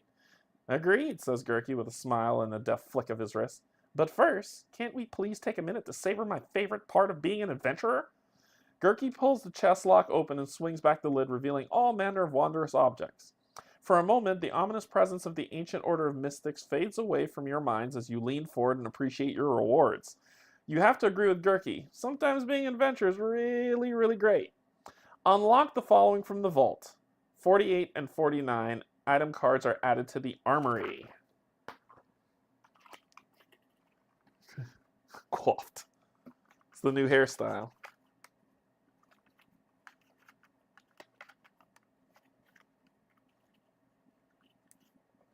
$48, $49. And they said put these in the back. So I'll turn them around and put them that way. Okay. So let's see what we've won, what we've wrought. We got Circlet of Focus. So Invigorate 3, that's cool, on a 4 cooldown. And Honing Stone is a shenanigan. If you have any boosts, you gain a boost. Otherwise, you gain 2. Ooh. That's not bad. These 2 are not bad things. I know who this can go to and who that can go to. And Invigorate 3 to get that mind control back would be cool. And then a little boost to those backstab dice will be pretty nice. Yeah, let's take a look at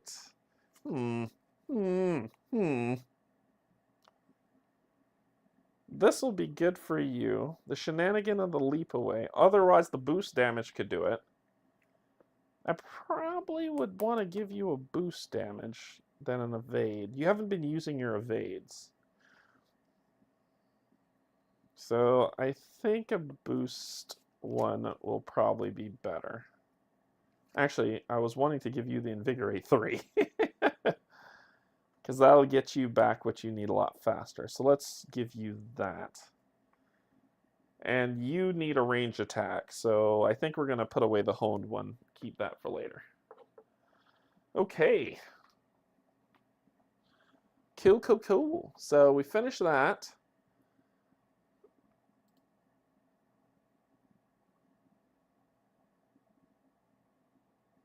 We unlock the vault, and then we're moving on to the observatory. So let's do the thing, do it. Heal up. Pull these off. Flip the map. The observatory.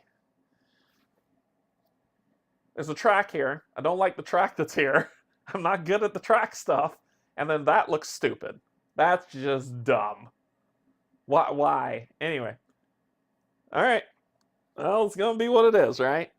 So let's take these cool-offs off. Power you back up to 3. You back to 2. You back to 3. Pop these off. Okay, and we need a yellow, right? Is that what that's going to be, a yellow? Anyway, we need to, oh, you're in here.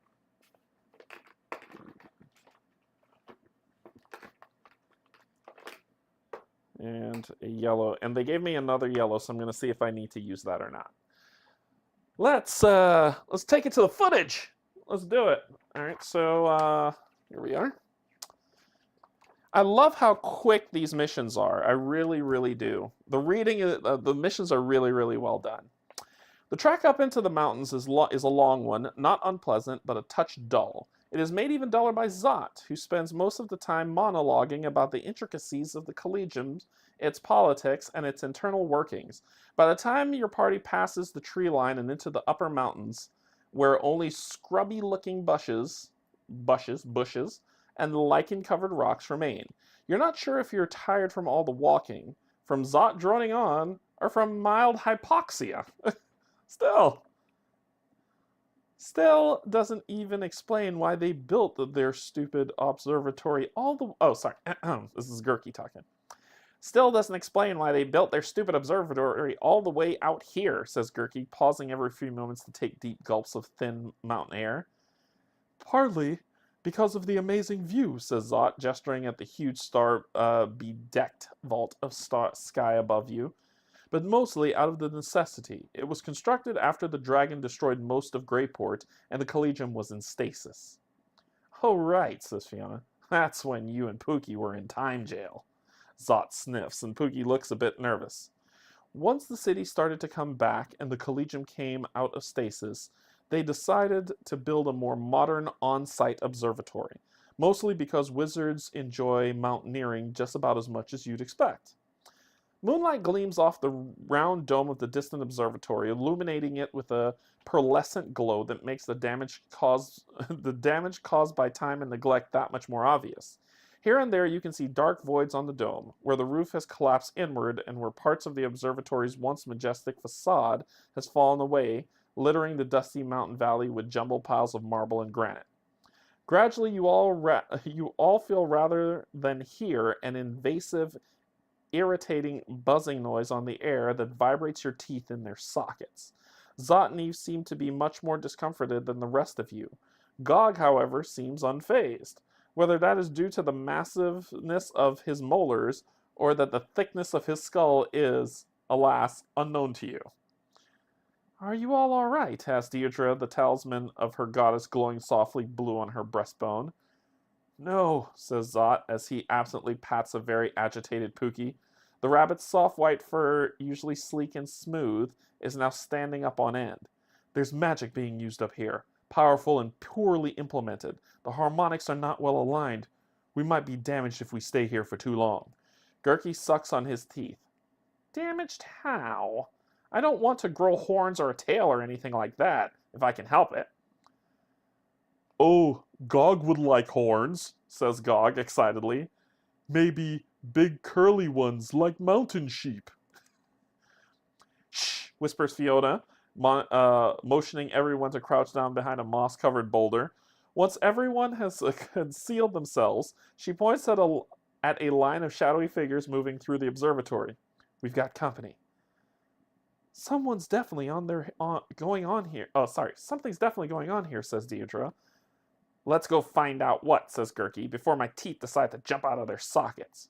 You creep through the shadowed foyer, past darkened workshops and storage rooms, and into the main chamber of the observatory. The dome ceiling is decorated with a depiction of the night sky, all done in dark purple lacquer with jewels that represent the stars. Well, some of the stars. Many of the jewels have been crudely pried out of the ceiling by looters. Looters, the curious, or perhaps sentimental Collegium members, also seem to have taken much of the observatory's magical machinery and equipment, as there are numerous marks on the floor and walls that hint at their absence. Some of the arcane equipment remains, however, and that has been crudely cobbled together into several large constructs, each of which glows with light and poorly aligned magical energies. 3 energy-focused prismatic devices direct their magical energy towards what looks like a large silver sarcophagus, causing it to glow brightly and arc bolts of chaotic power into the air and the floor nearby. Though the omnipresent hum is no more audible than it was outside, it is so intense as to be almost unbearable. Deeper into the room, several people garbed in robes and cerements of the ancient order of mystics stand in conversation with one another, with another group of people who wear the nondescript and faded clothing common to those who deal in smuggled goods. The second group of people escorts a third group of very short, stumpy people who have bags over their heads and their arms tied behind their backs. A long, slender chain links this last group of people together. Yes, says one of the mystics, these slaves should be sufficient for our needs at present. Good, says one of the slavers. Then we'll be taking our payment now. 2 of the mystics come forward, bearing a large trunk between them. They set it down on the floor and open the lid, revealing a wide array of well-made and glowing magical weaponry. The slavers take it into custody before handing over the leading end of the chain to the mystics. If you don't mind me asking, what's this all for? Asked one of the slavers. Seems like you got a lot of serious magical jobbery going on here, and I can't imagine that a bunch of goblin slaves is going to be much of use to you.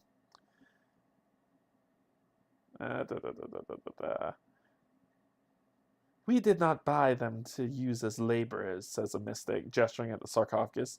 They are here to help us refine our mana forge, and eventually our final product, the perfect and permanent enchantment of living flesh. And if you and your brethren are interested, I'm more than happy to show you a sampling that was prepared earlier today. Some of the mystics and most of the slavers head towards the sarcophagus, and one of the goblins on the slave chain takes this as her opportunity to slip her bonds, pull off her hood, and run for it. The mystics and slavers notice. Scroll down.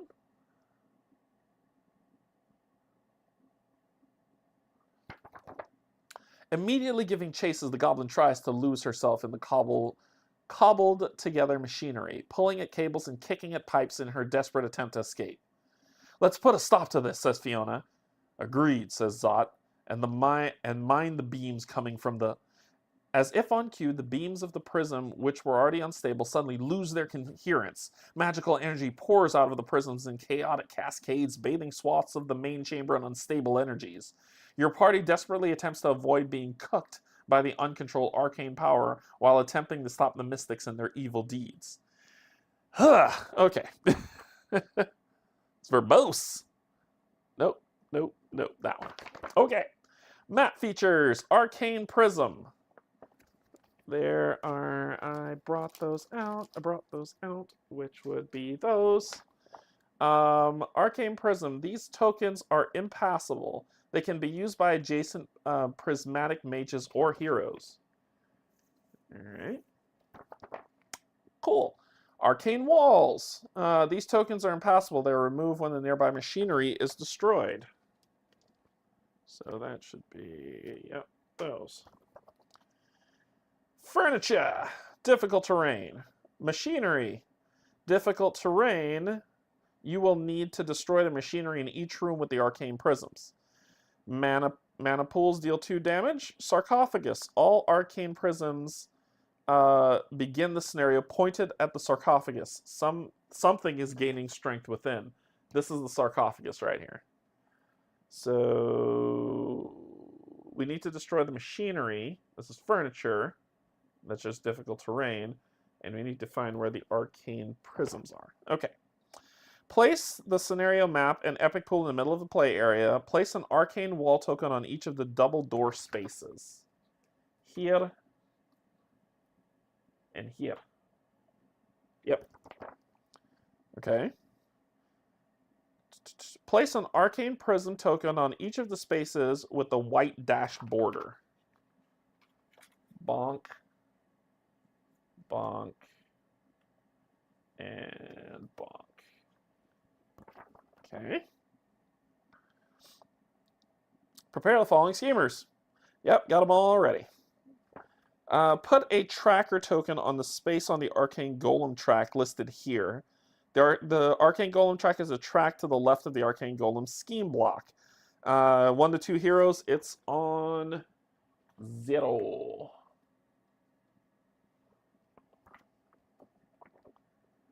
Okay. Big Bad. If this figure would gain debuff tokens, it instead gains 1 fewer token of that type. This figure may not be stunned.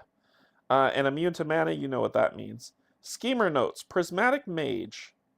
The attack on Fweem measures its range. What the hell's Fweem? Who's Fweem? Wow, that's out of nowhere. The attack on Fweem measures, and that's what it says. That's what it says. Here, let's read together. Right at the bottom. Right there. Measures its range from the prismatic mage itself, not from the adjacent arcane prism. Cool. Deploy. So let's deploy the following. So we'll have an unstable cultist in the entryway. On B and C. We'll have a prismatic mage on D. And we need to destroy... Okay, so we're going to claim 3 spots on the hero thing, but we'll do that in a second.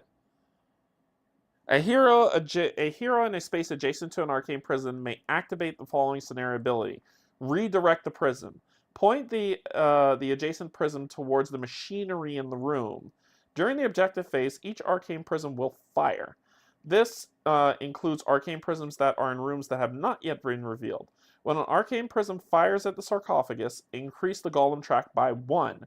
When an arcane prism fires at machinery, it deals 3 damage to each figure in the line from the arcane prism to the machinery. That includes any figure on the machinery space. It then destroys the machinery, achieving the associated objective. Note that arcane prisms will keep firing in each objective phase, even after the machinery in the room has been destroyed. Good to know, I'm going to use that. An arcane prism may never be pointed anywhere except the sarcophagus or the machinery in the same room as the prison itself. Okay. Our loss condition, the players lose if a hero is defeated. Our objective, use Arcane Prism to destroy the machinery in the entryway. Begin the game. If the objective phase in the entryway machinery is destroyed, read on. If the Arcane Golem track reaches 17 at any time during a round, pause the current turn and resolve the event Overdrive on page 9, then read on from that point. Okay. We have a boss to fight. All right. Fweem is one of the prismatic mage attacks. Ah, yes it is. Yes it is. Fweem. Okay. So we are dealing with, we're not going to deal with yellow yet. There's no blues in effect. So we pull that off. Let's just leave it here for right now. But we've got 2 cultists and 1 mage. And that mage does not have anything. Cultists don't have anything. Just the elementals do. Okay. Cool. So we're dealing no blues. Gurky, Eve, red, gray. Yep. All right. So we will skip the invigorate, but we still have to roll for scheme. Axe and axe. Okay.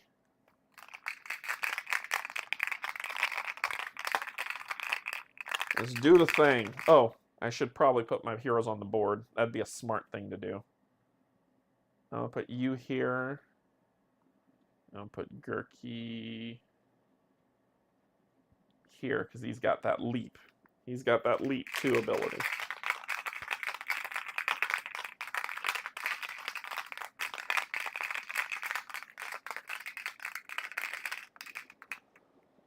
Eve. Oh boy. All right, range 5. 1, 2, 3, 4. Oh, look. Oh, look. So we're going to use my spell on him. So, hey, buddy. Come here. Right. There'll be good. And you're not immune to mana pools. So, mana pool damage happens. Let's make sure. These spaces are dangerous and deal damage to figures that enter them. They also deal damage to figures that occupy them. So 2 damage each. So you're going to take 2 damage for entering the mana pool. And you're going to hit your buddy for 3. That just makes me feel good. Good turn, Eve. Good turn.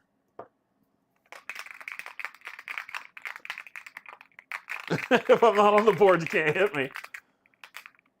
That's my plan the whole time. Gurky's turn. Gurky is going to leap 2. Oh, I forgot to do this. Oh my gosh.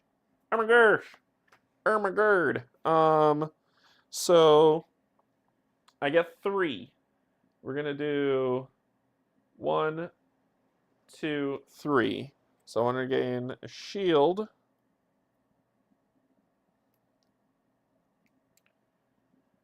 A evasion, and a power token. And he is going to go, I'm going to go the same path.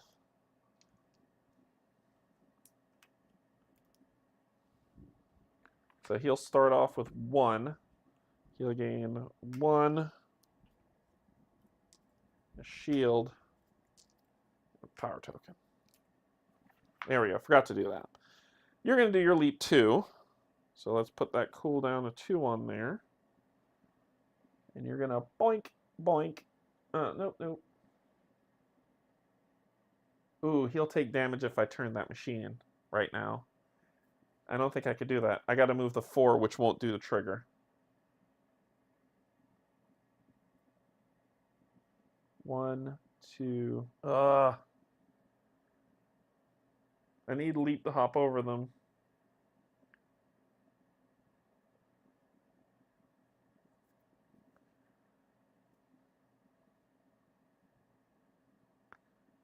Biscuits.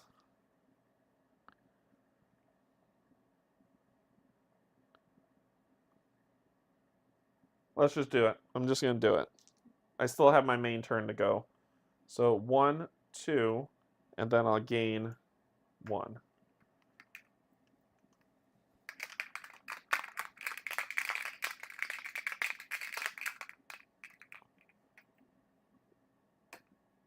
Eve's main turn. Alright, so first things first. Where's my dude? There we go.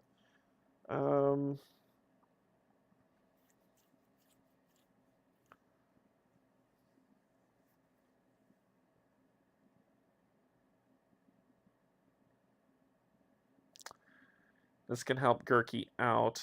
I'm not hurt, but it's such a waste. It's such a waste of a heal. But it's to weaken both of them.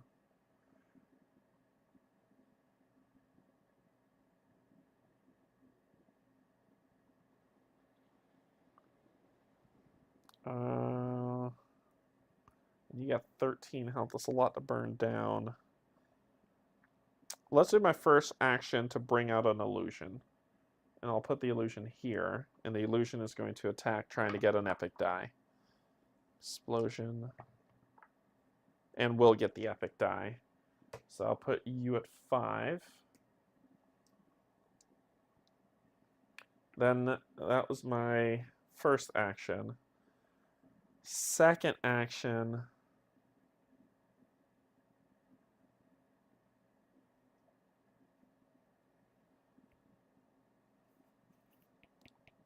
This is the one I want to do.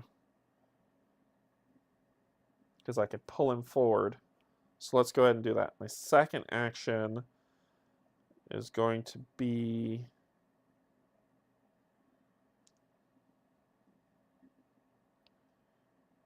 five. Attack.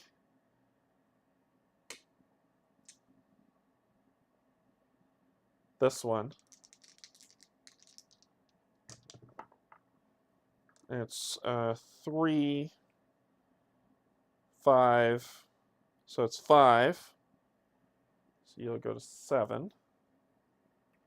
And then move 1, the target, and each foe adjacent to the target. So I'm going to move you here, and you here, which will kill you.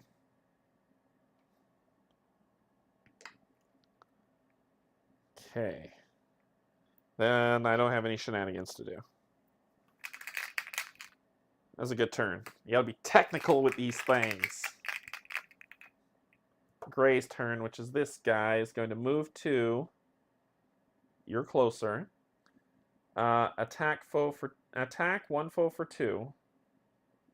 There's no splash damage to hit, so you're going to hit my illusion for 2 damage.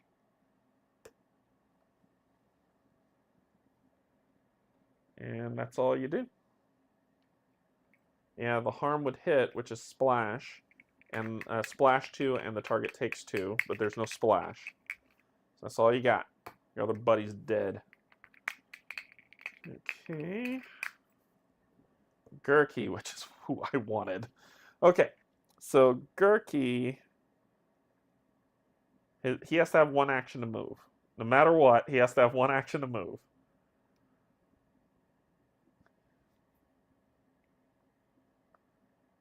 So Gurky is going to action 5. This, roll 2 dice on 1 foe, which is just 3 damage, putting you at 10 of 13. Well, damn it. I kind of have to kill him, right? No, I want to turn this. Oh, shoot. One of my actions is to do that. I can't do that. I can't do that. I have to take that back. I have to take that back. One of my actions is to move, and then my next action is to turn this cannon. Duh. And then my shenanigan is going to be to hit you for 1 and weaken you. That's a lot better. That is a lot better, burning one of these. That is a lot. Actually, I don't... Yeah, because I'll save that for the healing. And that'll end his turn. That's a lot better. Alright, Jerkface. What you got? If this figure is adjacent to an arcane prism, you are not. Otherwise, laser primed. Move 4 towards the arcane prism. If the figure is adjacent to the arcane prism, point the arcane prism at the sarcophagus. Come on! If the prism was already pointed that way, advance the golem track. Come on. No, well... Wait. you can't get around my illusion. And you won't go through here to get hurt, because that will kill you. So you need to find the shortest path without getting hurt to there. 1, 2, 3, 4. Because he can't go through my illusion. Oh my gosh, I'm lucky. Okay. Woo, I'm lucky. Alright, so then it is, that's the end of the round. Bag's empty. Check mana pool damage. Nobody's taking it. Arcane Prism fires, so you fire and destroy this. Which is what we did. Yes, we did that. So that's, but these two fire. So 1, 2. Then check objective. Use your Arcane Prism to destroy the machinery in the entryway. We did. Begin the game. Okay, so we did that. All right. After the arcane wall separating the entryway from the library. So yep, remove the arcane wall separating the entryway from the library. Then deploy to the library 2 unstable cultists. 2. Where's number 3? 3. On G and K. 1 prismatic mage on C.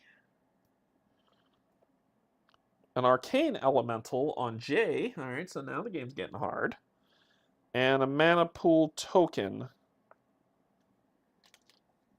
on D.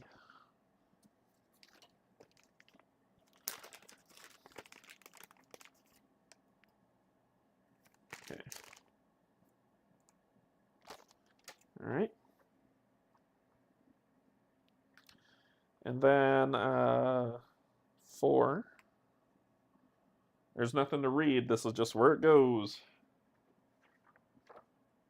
Objective.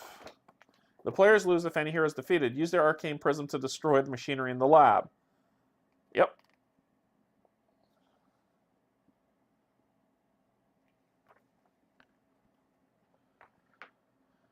All right, so the machinery is over here, so we got to work on that. So we got to get a move on. Let's anyway, I was doing stuff. Yep. 4, 1. Cool. Then we roll scheme dice.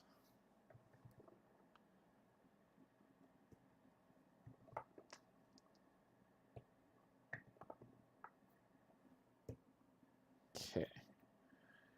All right. So we need to get over there. Honestly, this is probably a really great scenario for Pookie because he could just move and teleport the mage around. All right, so that's that. We rolled scheme of dice, refill the bag, and this time we're putting the blue one in there.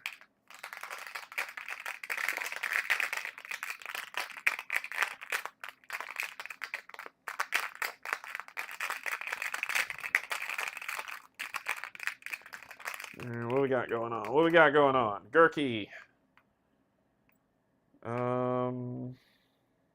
Gurky's gonna have to do the move 4 evading traps. What are y'all gonna do? Move 2, which could get you to Gurky 2 for sure. He's got a shield, but we got to get there. Moving through traps. 1, 2, 3, 4. I think our job is to not worry about them and just shut the machine down. So that's kind of my goal now. So that's what you got. And try not to die in the process. Blue. Stormcloud's moving 4. And then melee. 1, 2, 3, 4. That's the shortest path.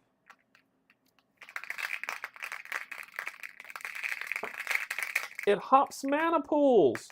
Oh, great. Great. All right, what do we got? Gurky's main action. Okay. He can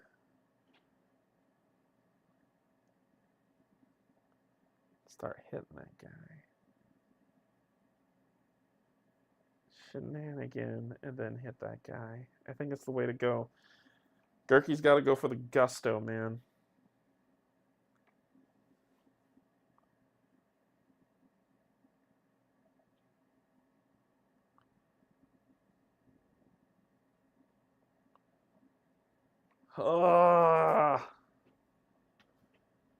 Biscuits. Biscuits, biscuits, biscuits. Oops. 1, 2, 3, 4, because he's got the thing to evade traps.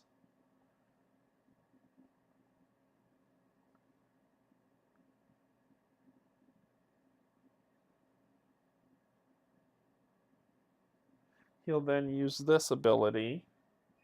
He'll then use a shenanigan down to 1 to hit that guy, number 2.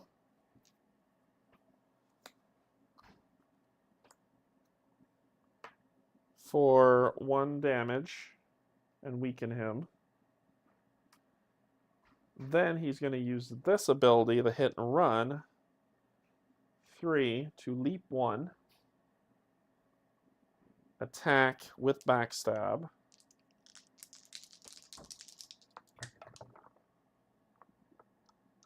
For 3 damage, and I get an epic die, taking you to 4.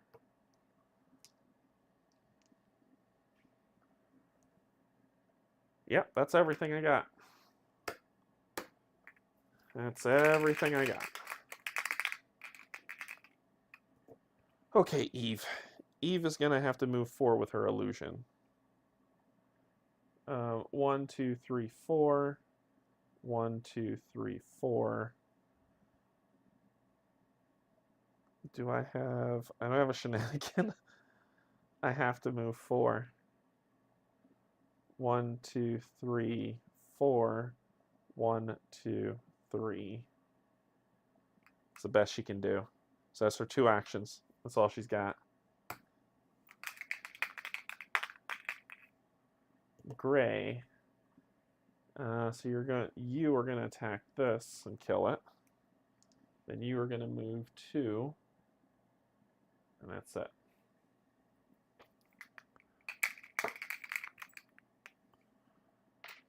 Red.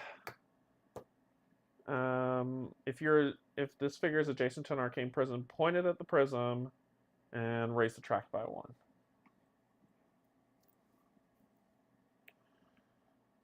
Then Eve. God, Eve. I gotta make this work, so we're gonna invigorate this to knock this down to 1.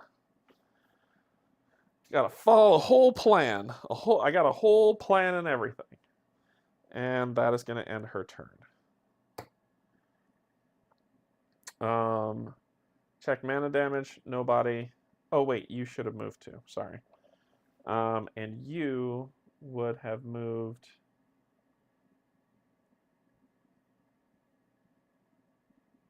Oh no, I left you alive. That thing can still be controlled when it moves, right? Oh no. Oh no.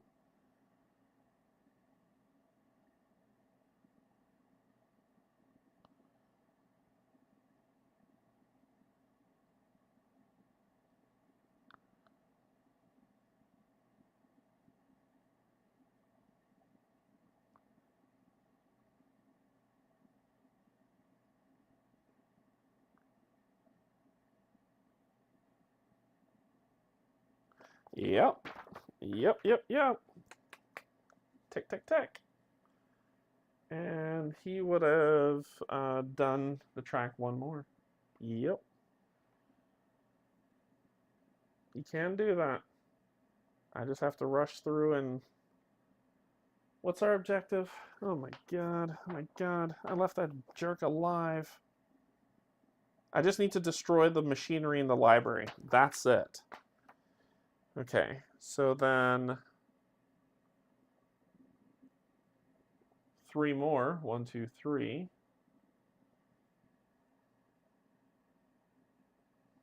Right?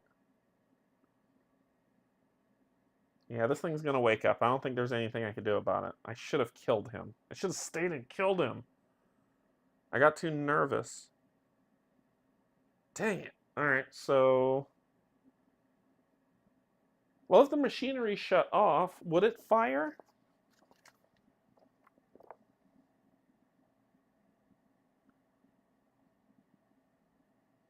It will keep firing the objective state even after the machinery in their room has been destroyed. Yep. Yes, it will. Okay, so that happened. The objective conditions aren't met. Invigorate. 3.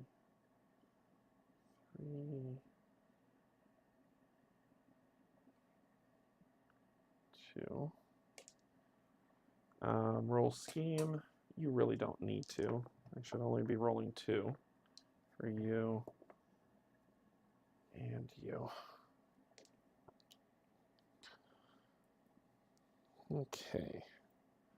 Refill the bag.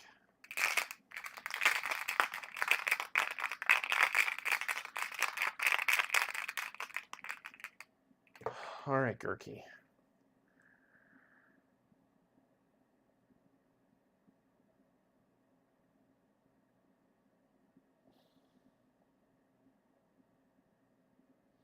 One action has to be to turn this. The next action, you're still weakened, so I'm going to backstab. +1. So sneak attack, and I'm using the big die.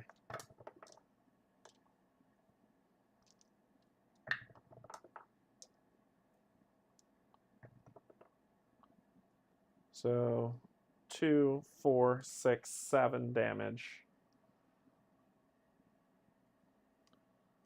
That just puts you at 11. Ugh. So that's my 2 actions. And then my shenanigan.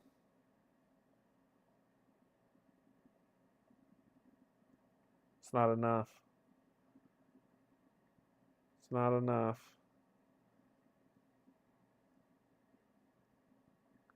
My shenanigan's gonna be to leap 2. 1, 2. Oh, shoot. 1, 2. And gain one of those.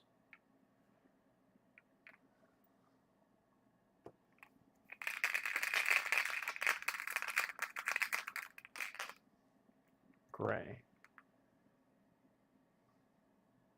1, 2. 1, 2.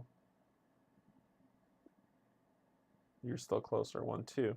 So you're going to get hit for 2. Shield. No damage. End of gray. Come on. Come on, Gurky. Maybe I shouldn't have leaped. You know what? I shouldn't have leaped. I'm gonna retcon that. I shouldn't have leaped because I was going to attack him, see if I could take him out.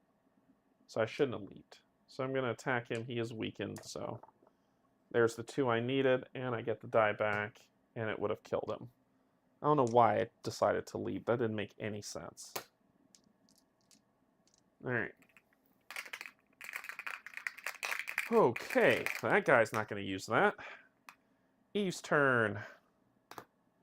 1, 2, 3, 4, 5.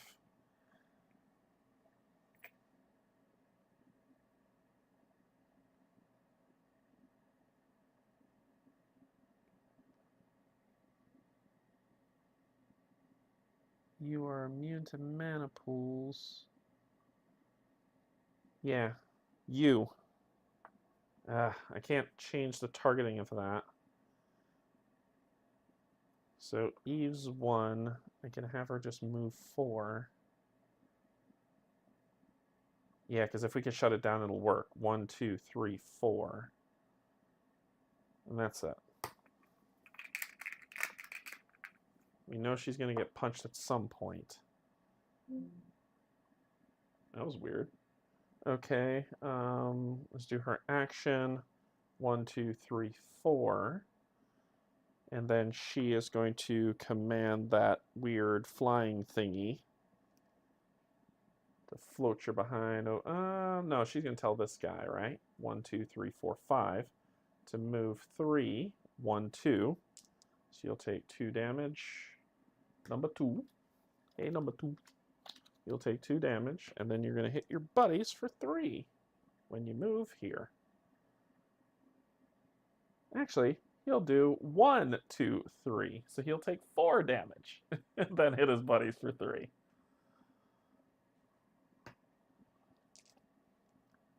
So that's move, action, no shenanigan. She's done. Okay. Now all that's really left is blue. You're going to leap 4. And then hit somebody for 2. Gonna block. I'll take the 2 damage and then evade for no harm. And move 1, 2. But I'll still take the 2 damage. No splash damage, my friend. And then finally, we know red's doing what red does. If the figure's next to an arcane prism, attack. So it will attack, and that's all it's doing, but nobody's there. Done. No mana pool damage. Activate prism. Destroys this wall.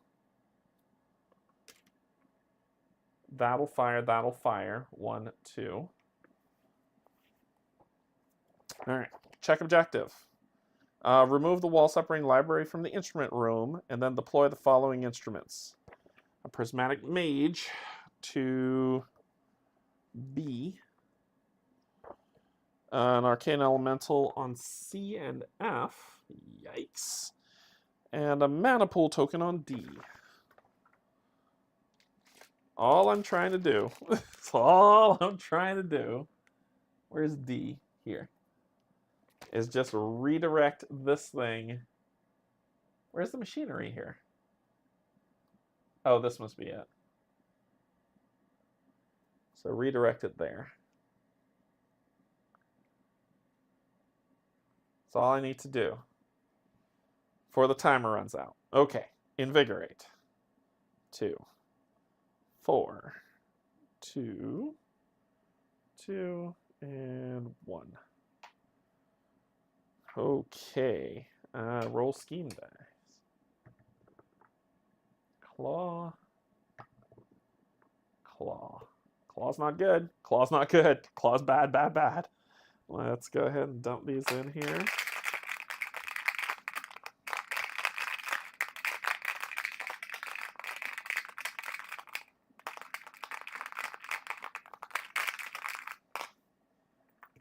Blue first. Oh, God.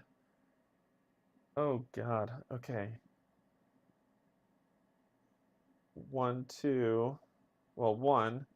He's going to hit him for 2. He'll take it and then use an evasion to move 1, 2 more. You will move 1, 2. You're going to hit. She's going to take it and use her evasion token to move 1, 2. Then this one will move 1, 2 and hit her for 2, which she has to take. I'm going to use evasion to get me where I need to go. All right, next up, Gurky. 4. Let's go, buddy. That's your main action. So 1, 2, 3, 4. Shenanigan. 1, 2. Gain 1. And then last action, 1, 2, 3. 1, 1, 2, 3, 4. And he'll take that frickin' hit. So it was action, yep. And then for his action, he's going to turn that thing and take the hit like a champ. Eve's turn. Eve is going to move 1, 2, 3, 4.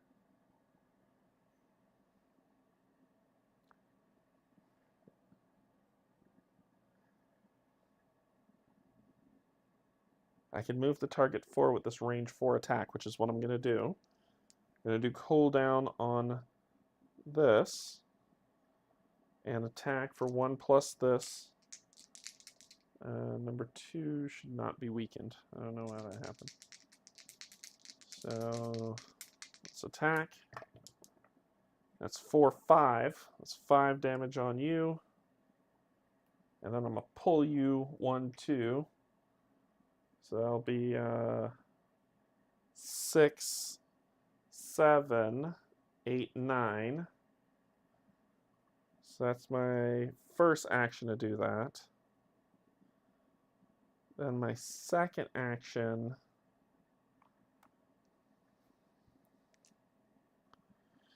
Can I make it work in any way possible? I'm going to burn this to heal myself too. And weaken 2 on you. And weaken 2 on you. Ooh. All foes within range 2. 3 and 4, sorry. 1, 3, and 4. 3 and 4, but not 1. You all should have that. Boom. All right. Rad's turn. Move forward to the prism. If it's adjacent to the prism. Okay, so it's going to raise the golem track. 1, 2, 3, 4.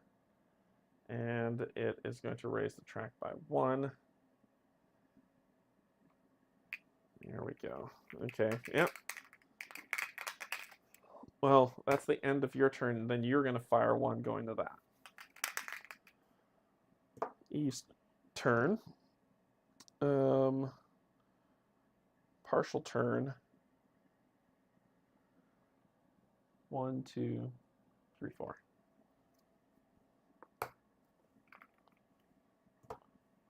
Gurky, turn it.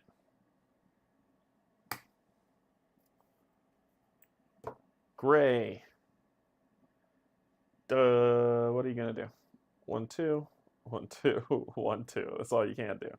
End of turn. Check mana pool. Nobody's on a mana pool. Arcane Fire. 1. Cool. Oh, not even, yeah, just 1, because this one's going to fire, blow that up, and he's going to take 3 damage, because that's how Gurky do. Check objectives. Okay.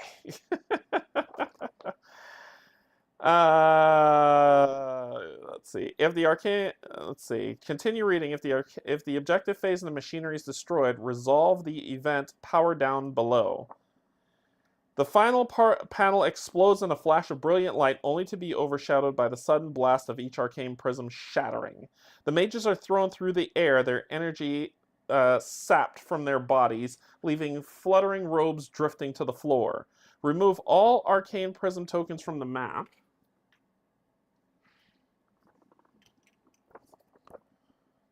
Defeat all prismatic mages. Deploy. Oh, come on! Deploy the arcane golem in an unoccupied space adjacent to a hero player's choice. Damn it! Damn it! I don't know. How hard do you hit? It would kill Gurky. Oh no, he could block it. He could block it. You can deploy here. Here. That's fine. Okay.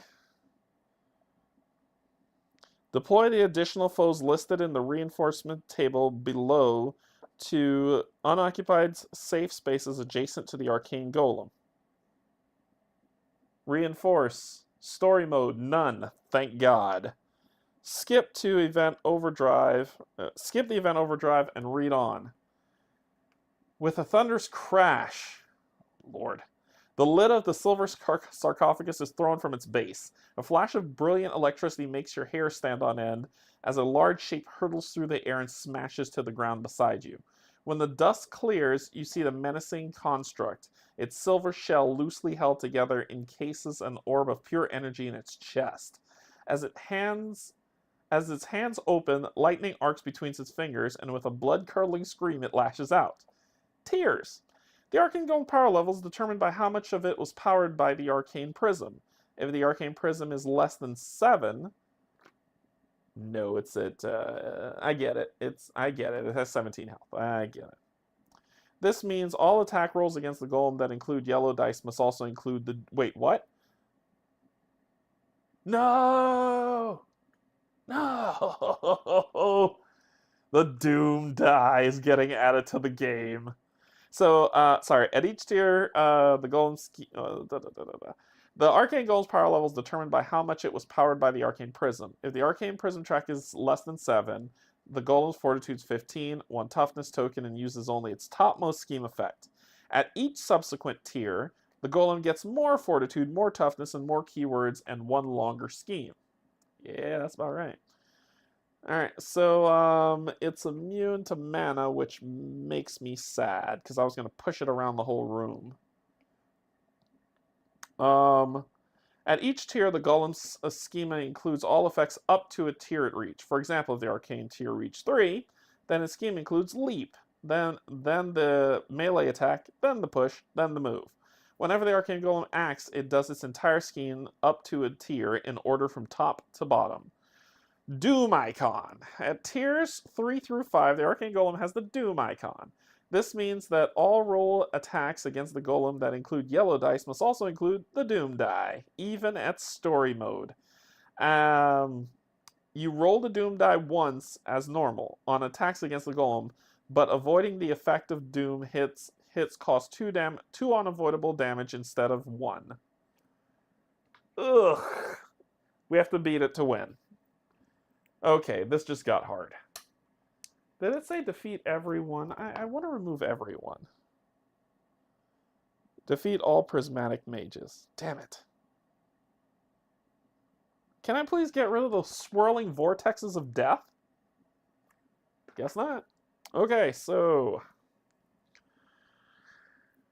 Alright.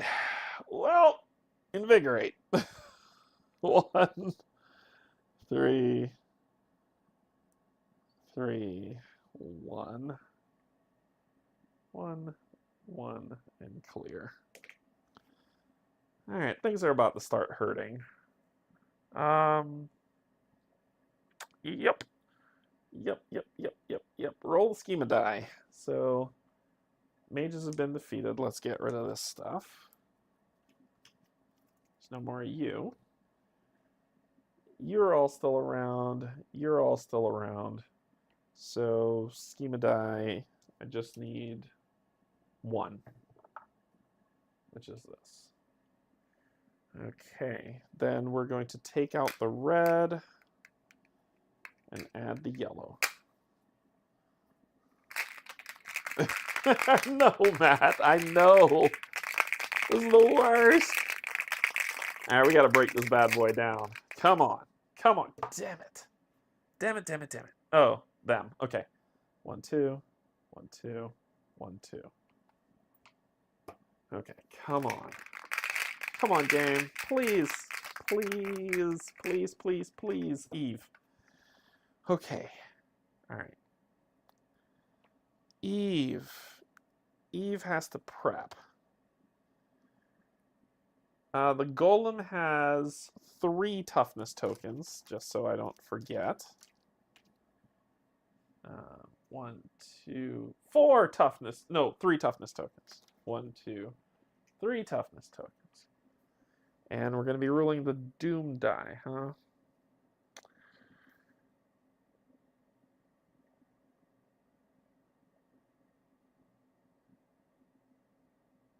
I can save Gurky if I do this. So, and that's the smart thing to do. My first action, I'm going to summon you here. And then I'm going to have you attack. It's +1 damage, no matter what. So this is going to get knocked off. We're just rolling this. Alright. Then, Her second action, I have to keep us safe. I'm going to summon another illusion at range 2. And you're going to attack. Alright, so it's either lose the attack, lose the die, or take 2 damage. We're going to lose the die. Then she doesn't have any shenanigans. She's done. That's what she needs to do to keep everybody alive. Okay. Gurky's turn. Gurky's going to use his thingamadoo with its... Well, you're okay when this thing moves. It's just going to push you, right? So we need to knock those things off. And you're okay for right now. So let's just do a regular attack. No, I'd have to roll the die. And backstab isn't up. You can block the attack. Let's not run the risk. You're going to use this to heal 4. Let's not risk it. I would have loved to make that work, but rolling that die is awful. Blue. All right. 4. 1, 2, 3, 4. Boom, boom. So it's 2, and then another 2, which would kill this. And I'll just keep summoning them if I can. To keep them busy. Alright. Even if yellow goes first, we're okay. Eve. So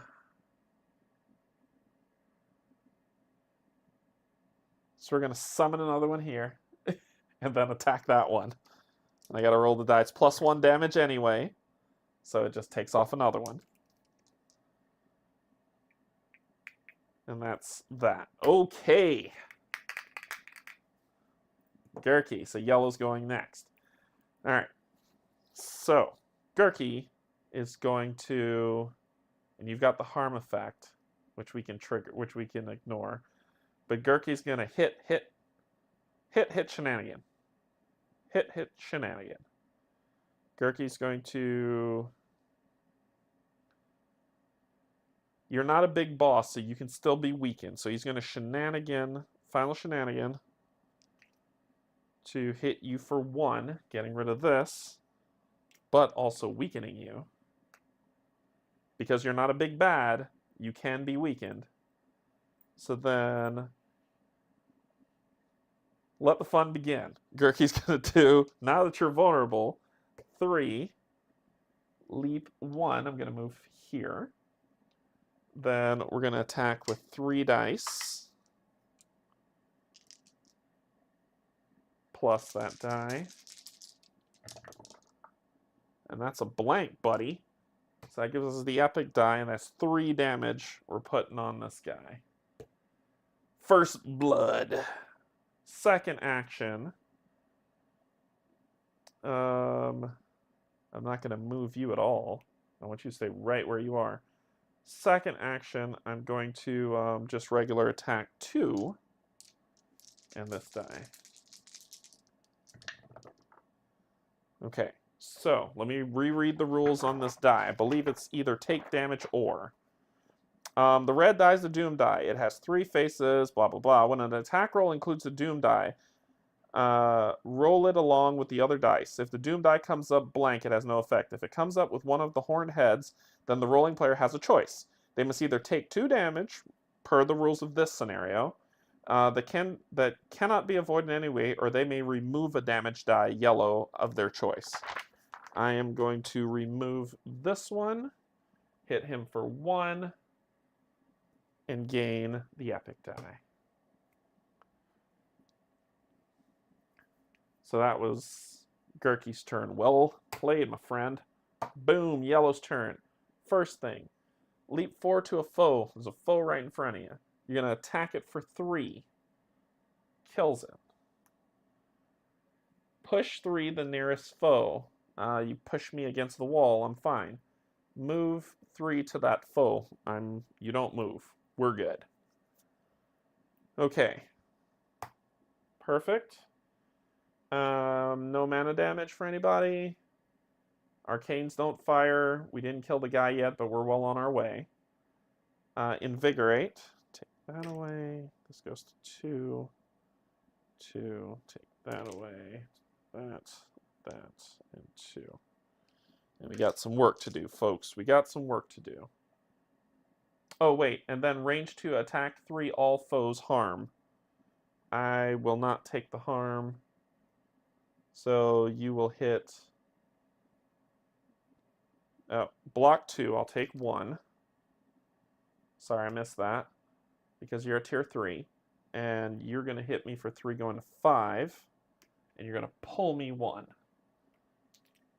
And I will move here. There we go. Got it. I almost missed that one. Almost missed that one. Then we invigorated. We're going to roll this 1 die. That. Shove all this back in here. Shuffle it back up. Blue. So you 2 will kill this. The other one will move 4. I'll keep y'all busy. I'll keep y'all busy with illusions for a little bit. All right, that's it.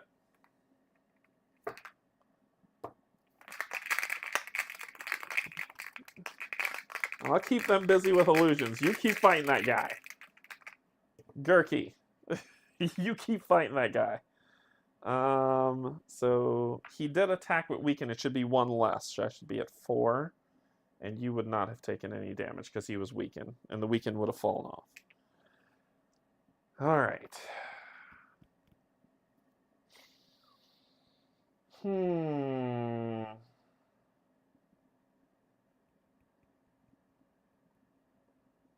have no way to put a dot on you just yet. She can.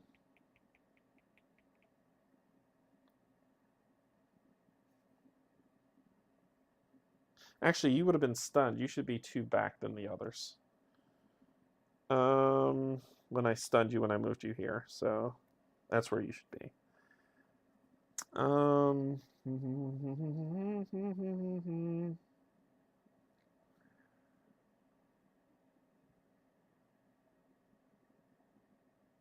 So what is Gurky gonna do? I don't have any more charge to weaken you to do the big attacks again.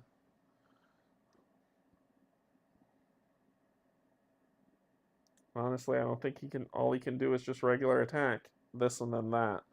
So we'll roll this die. And we'll do the range 8 epic die. We'll just do this one what it is for your action. Action. Crap. Take 2 damage. Go into 5. So that we can hit you for 1. Then we're going to do this action to roll 2 dice and the epic die.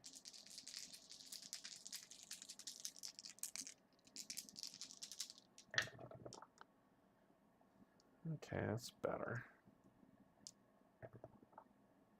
Oop, that was a bat.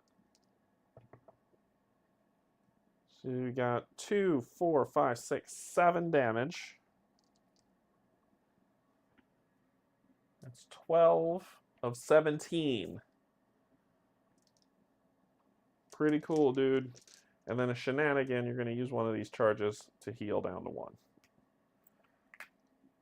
And that's your turn. Come on.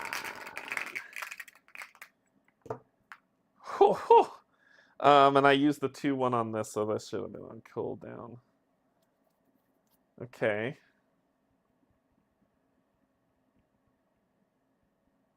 Let's do melee attack. Crap. I'm going to take the 2 damage going to 3 so that I can hit you for 1. That's 13. He has 4 health left. 4 health.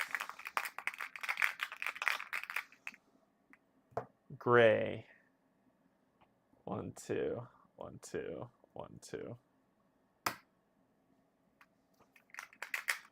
He has 4 health left. Damn it! Damn it! All right, so he's gonna attack Gurky for 3. Going to 6. I think they're all weakened. He's going to push Gurky 3. Then he's going to move 3. Then he's going to all foes for 3 damage. Gurky's got to pull the harm. She's wounded automatically because it's +1 with the harm. Oh no, it's a pull 1 with the harm. It's a pull 1 with the harm. She's at 7. She's almost wounded. She's at 7. He avoided the harm, but he's going to take 3. He is weakened. For sure. He is weakened. Okay. Okay. Here we go. Eve.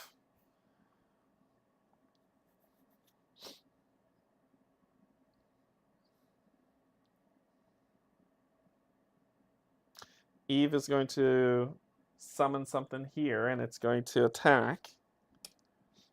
+1 damage. So it'll remove that. There'll just be 1 more. And then she's going to use her ability, this one for 4 cooldown, that her and her creature gets to attack +1 damage. That's beautiful. That's ball game, boys. That goes to 5. That's 17 right there. Ba-doo-ba-doo. But we got to survive the round. We have to survive the round. And then it's just her left after that. So she's going to summon her other one right there. All right. Bag's empty.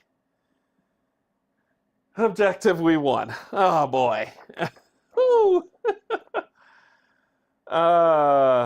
Okay. Oh, come on. It says defeat the arcane golem and all arcane elementals. So, against the arcane golem, I have to roll this? Yes. Against the arcane golem, not against those little scrubs.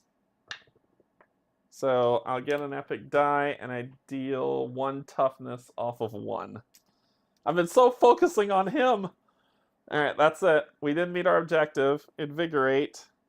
1, 3, 1, 1, 4. Not done yet. We gotta kill the elementals. Roll the scheme die. Take the yellow one out. Here we go. Eve. Eve is going to, on her main action, she's going to invigorate 4. Then she will do this one, sleight of mind. Actually, no, she'll just invigorate 1. Let's not waste that. And then her second action, she's going to use this.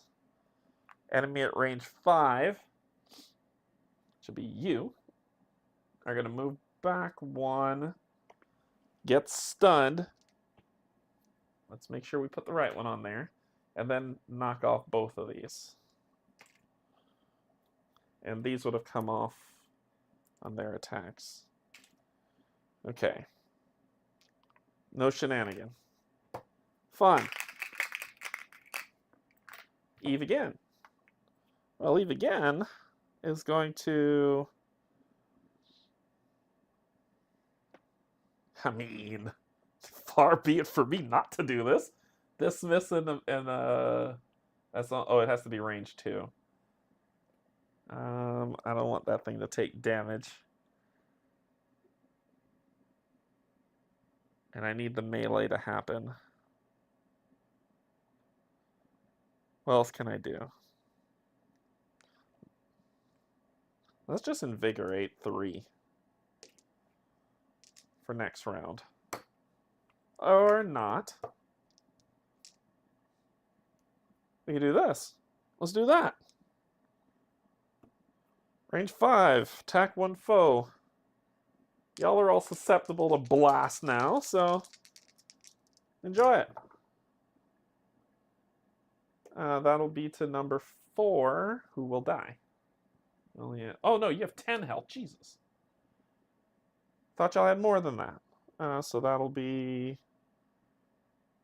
4 damage. It'll move you back 1. Nope, you have 10 health now. Thank you for making the game harder. Who's next? Gurky's turn. Gurky's hurt. Gurky's hurt. Oh, Gurky is hurt. I think Gurky's Gurky's gonna have to move. Then he's gonna use this last one to heal her 4. Should be 3.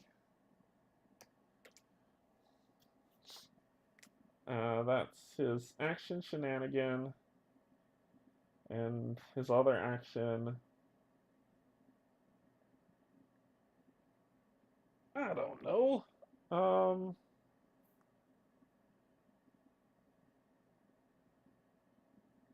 He's gonna limp. I don't know. He's gonna invigorate. Oh no, he can't. He can't invigorate. He's wounded. If he dies, I lose the game, so I think he's just gonna limp again back into the corner. Graze.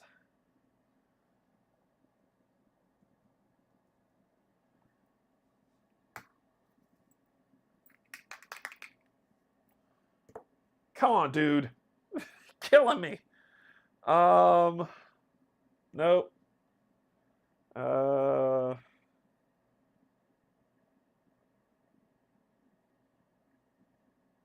There's really nothing he can do. There's nothing he can do. He'll do his shenanigan.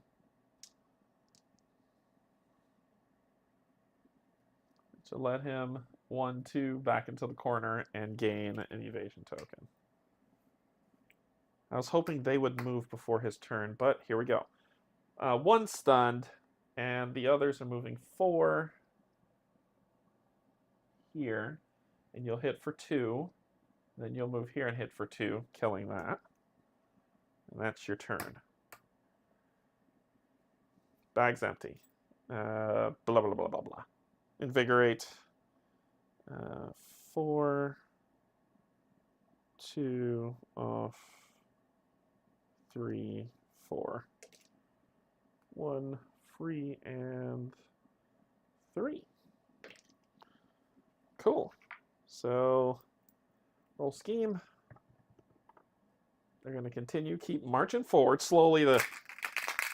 Just throw some dirt on it, Gurky.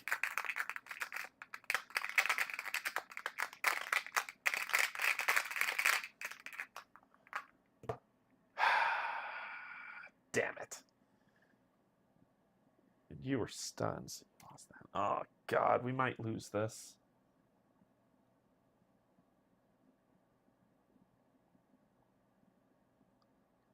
Four. You're going to hit this thing for...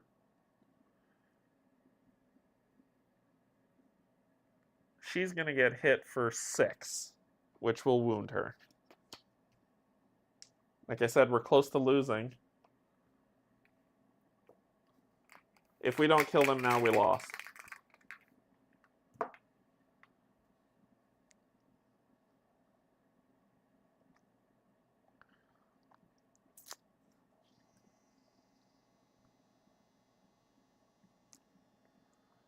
You become wounded. Your maximum number of illusions is increased by 1.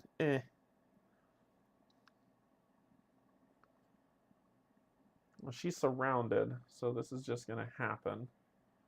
And then let's go ahead and do the attack. Wait, she can't place an illusion. Yes, she can. +1. That's 2 damage, taking you to 6. And then her second action...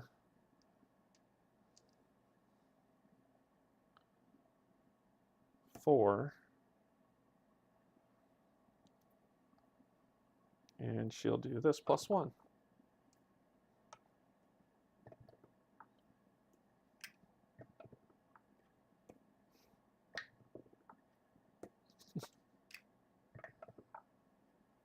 Holy biscuits. 1, 2, 3, 4, 5, which will kill number 4.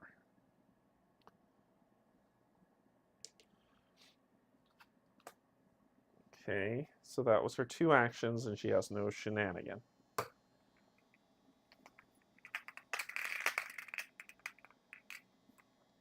Eve, she's gonna use this spell. She doesn't need all friends will heal, but we're okay. I just want to drop weakness, 2 weakness on these 2 for their next turn, so they don't kill me. And that's that. All right, Gurky, get to work. So you're gonna limp along over here, and then you're going to attack because they have weakness on them. Let's go ahead and do this one. Putting the cooldown at 3. You're going to attack with 3 dice. And this. So that is 2, 4, 5 damage on number 1. So that was move, attack. And if you attack a foe, weaken it. So that is you. Guess what? We're going to do it again, this time with 2 plus 1. 3. And we get a die back, putting you at 8, 6, 7, 8. And that's it. And then the gray men will move 1, 2, 1, 2, 1, 2. Invigorate. 2, 1,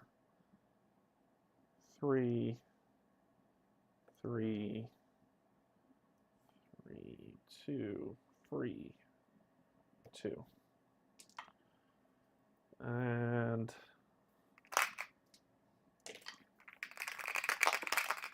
reroll. All right.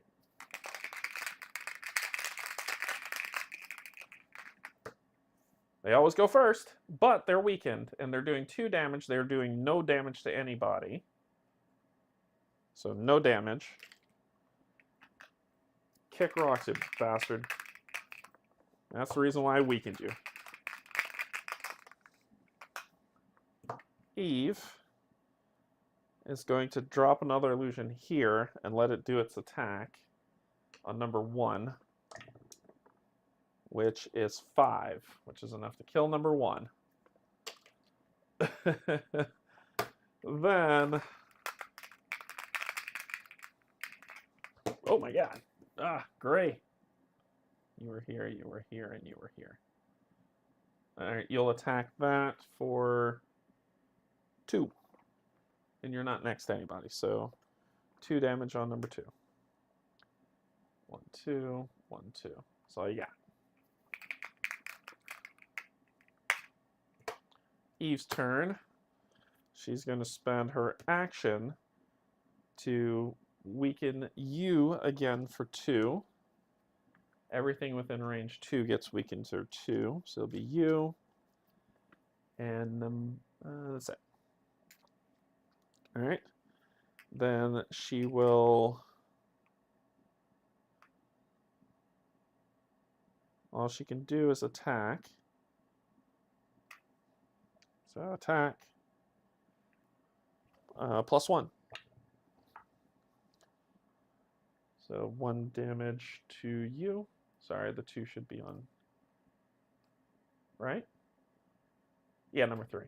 You're dead. 2 should be on you. So that was attack, action, no shenanigan. There we go. Gurky's turn. He's going to move, and you're weakened. So, Gurky do what Gurky do, which is roll 2 dice plus 1. So that adds 1 there. Plus 1, so that's 2 damage. Going to 3. Then that was move. Sadly, I had to move to get to him. But that was move. Any shenanigan? No. We need to stay close. Gurky one more again. Got that weakness on you. Let's do it. This is +1. So this is 3, 4, 5 +1, 6. Puts you right at 9, you bastard. And you gain a weakened token because I hurt you. I hurt you the first time and then I hurt you again. Alright. That is that. Take it down. 1, blank. 2, 2, 2, 1, and 1. Boop. Oh, this is gonna hurt. Okay. Then we pop these in here. Oh, boop. Gurky first. And you're still wounded. You are still wounded. 2. Bye. Bye, Felicia. Dead. Oh my gosh. Okay. Okay, we just need to survive the rest of the round. Here we go. Eve, she's going to resummon another one here. That's her partial action. Eve, she's going to resummon the one that was there here. So she's got 3 up now surrounding us. Then she is going to, in order, attack with all 3. So +1 damage. We're aiming for number 3. +1. So that's 1. Put that out there.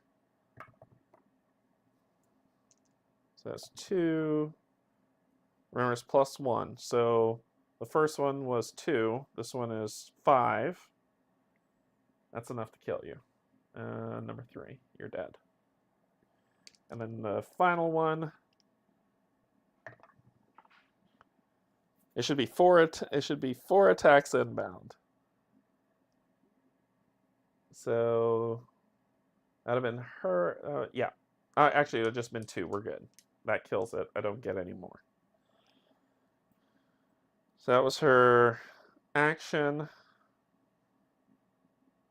And I think we're good. I think we made it with that. Next up, Gray. You'll move up, kill this one. You'll move 2, 1, 2, and attack that one for 2. And unfortunately, splash damage, you're going to avoid it. I'm moving 1, 2, but she's going to take 2 damage.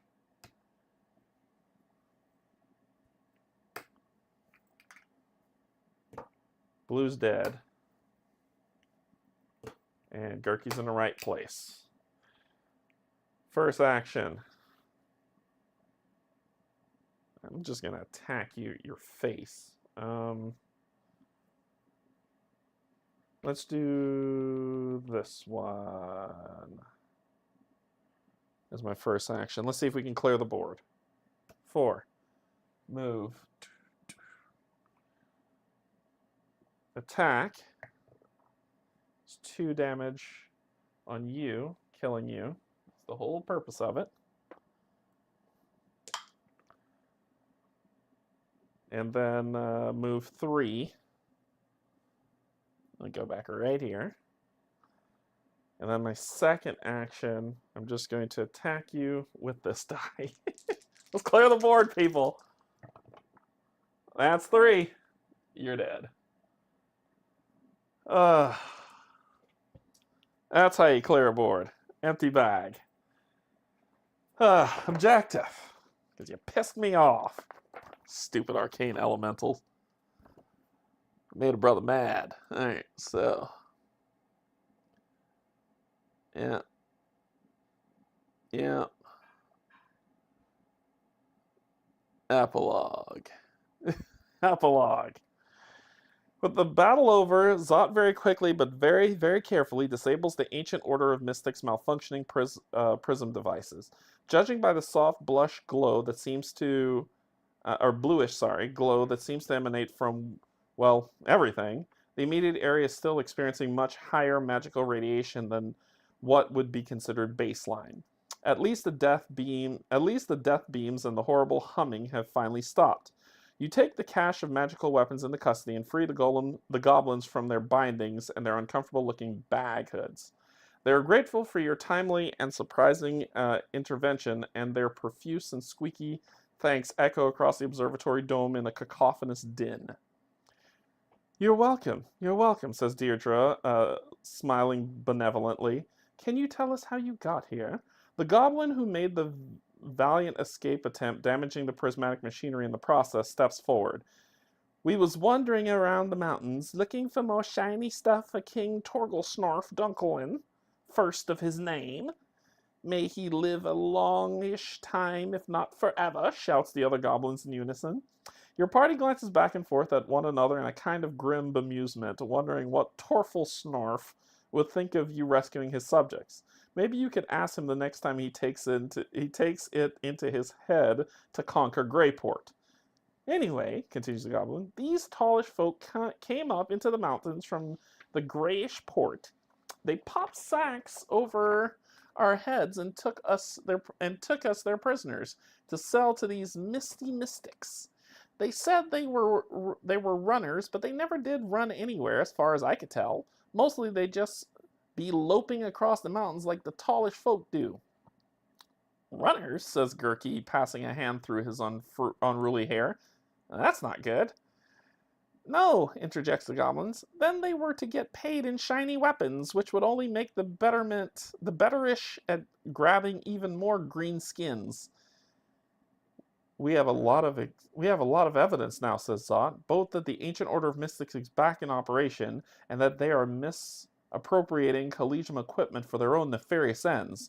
We need to get back to Greyport and see if we can get a meeting with Chancellor Darvishon, the head of the Collegium. He needs to know about this, and he'll be able to tell us what to do next. I'm not looking forward to a lot of waiting or boring meetings, says Fiona. But yeah, this seems like it's too big of a deal not to tell someone. Let's bind our wounds and head back. What will we be doing about all of us? Asked the goblin somewhat tentatively. You're free to go, says Deirdre. Let us know if any of these runners or mystics bother any of you again. We shall be doing so, elvish lady, says the goblin, saluting your party with a final rubbery bow. Unlike the falling from the vault, new item cards added to the armory, 50 and 51. So let's see what 50 and 51 is. 50 and 51.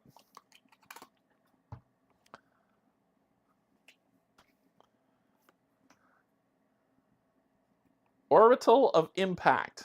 That's just a shiny fist. Trigger, your attack includes an adjacent foe as a target. You get to add a die. Okay, so that seems like a GOG thing. And then Amulet of Lightning. The next attack you use this turn gains harm, splash 2. Yeah, I like that. I like that one a lot. But those are our two, so we'll determine how these go and what we're going to use these two on. All right. That's it. We did it. We finished 2 scenarios, 5 and 6. And so next Tuesday we'll do 7 and 8 and see how the story unfolds. Are you all enjoying this? I mean, I'm just curious. Are you all enjoying kind of the playthrough? I like the game still. The pulls, the R&D pulls on this is the ones that hurt my soul, but we survived. Both people were wounded for sure, so I know if you play this at higher player counts, this gets nasty. But it's fun. Yeah, I'm enjoying this game a lot. I like it. I like it a lot. It's a lot of fun. I'm curious to see what other build-outs we're going to get for these characters and how to get them going, but so far so good. All right, cool. Let's call it. So that's going to be all for today for this playthrough of Tales from the Red Dragon Inn. I did have a stream scheduled for Thursday, however I took it down only because I'm trying to learn a a game that's out of my wheelhouse. It's not something I would typically play, and so I'm dedicating the rest of the week to figuring it out, to see if I can learn how to play it. But I wanted to at least get this game in because I'm really liking the series. But yeah. Uh, that is out of my wheelhouse, Matt, but not that one. Not that one, the other one. So, so it's gonna be, it's way out of my wheelhouse. So I'm very nervous about it, but uh, it will be it'll probably be like a Sunday stream where it's super long to play, and I plan to only, so we'll see how it goes. Yeah, until then, thanks everybody for joining. Patrons, YouTube subscribers, and if you're not just coming in to hang out, thank you as well. Just know I love you, and there's absolutely nothing you can do about it. Bye, everybody.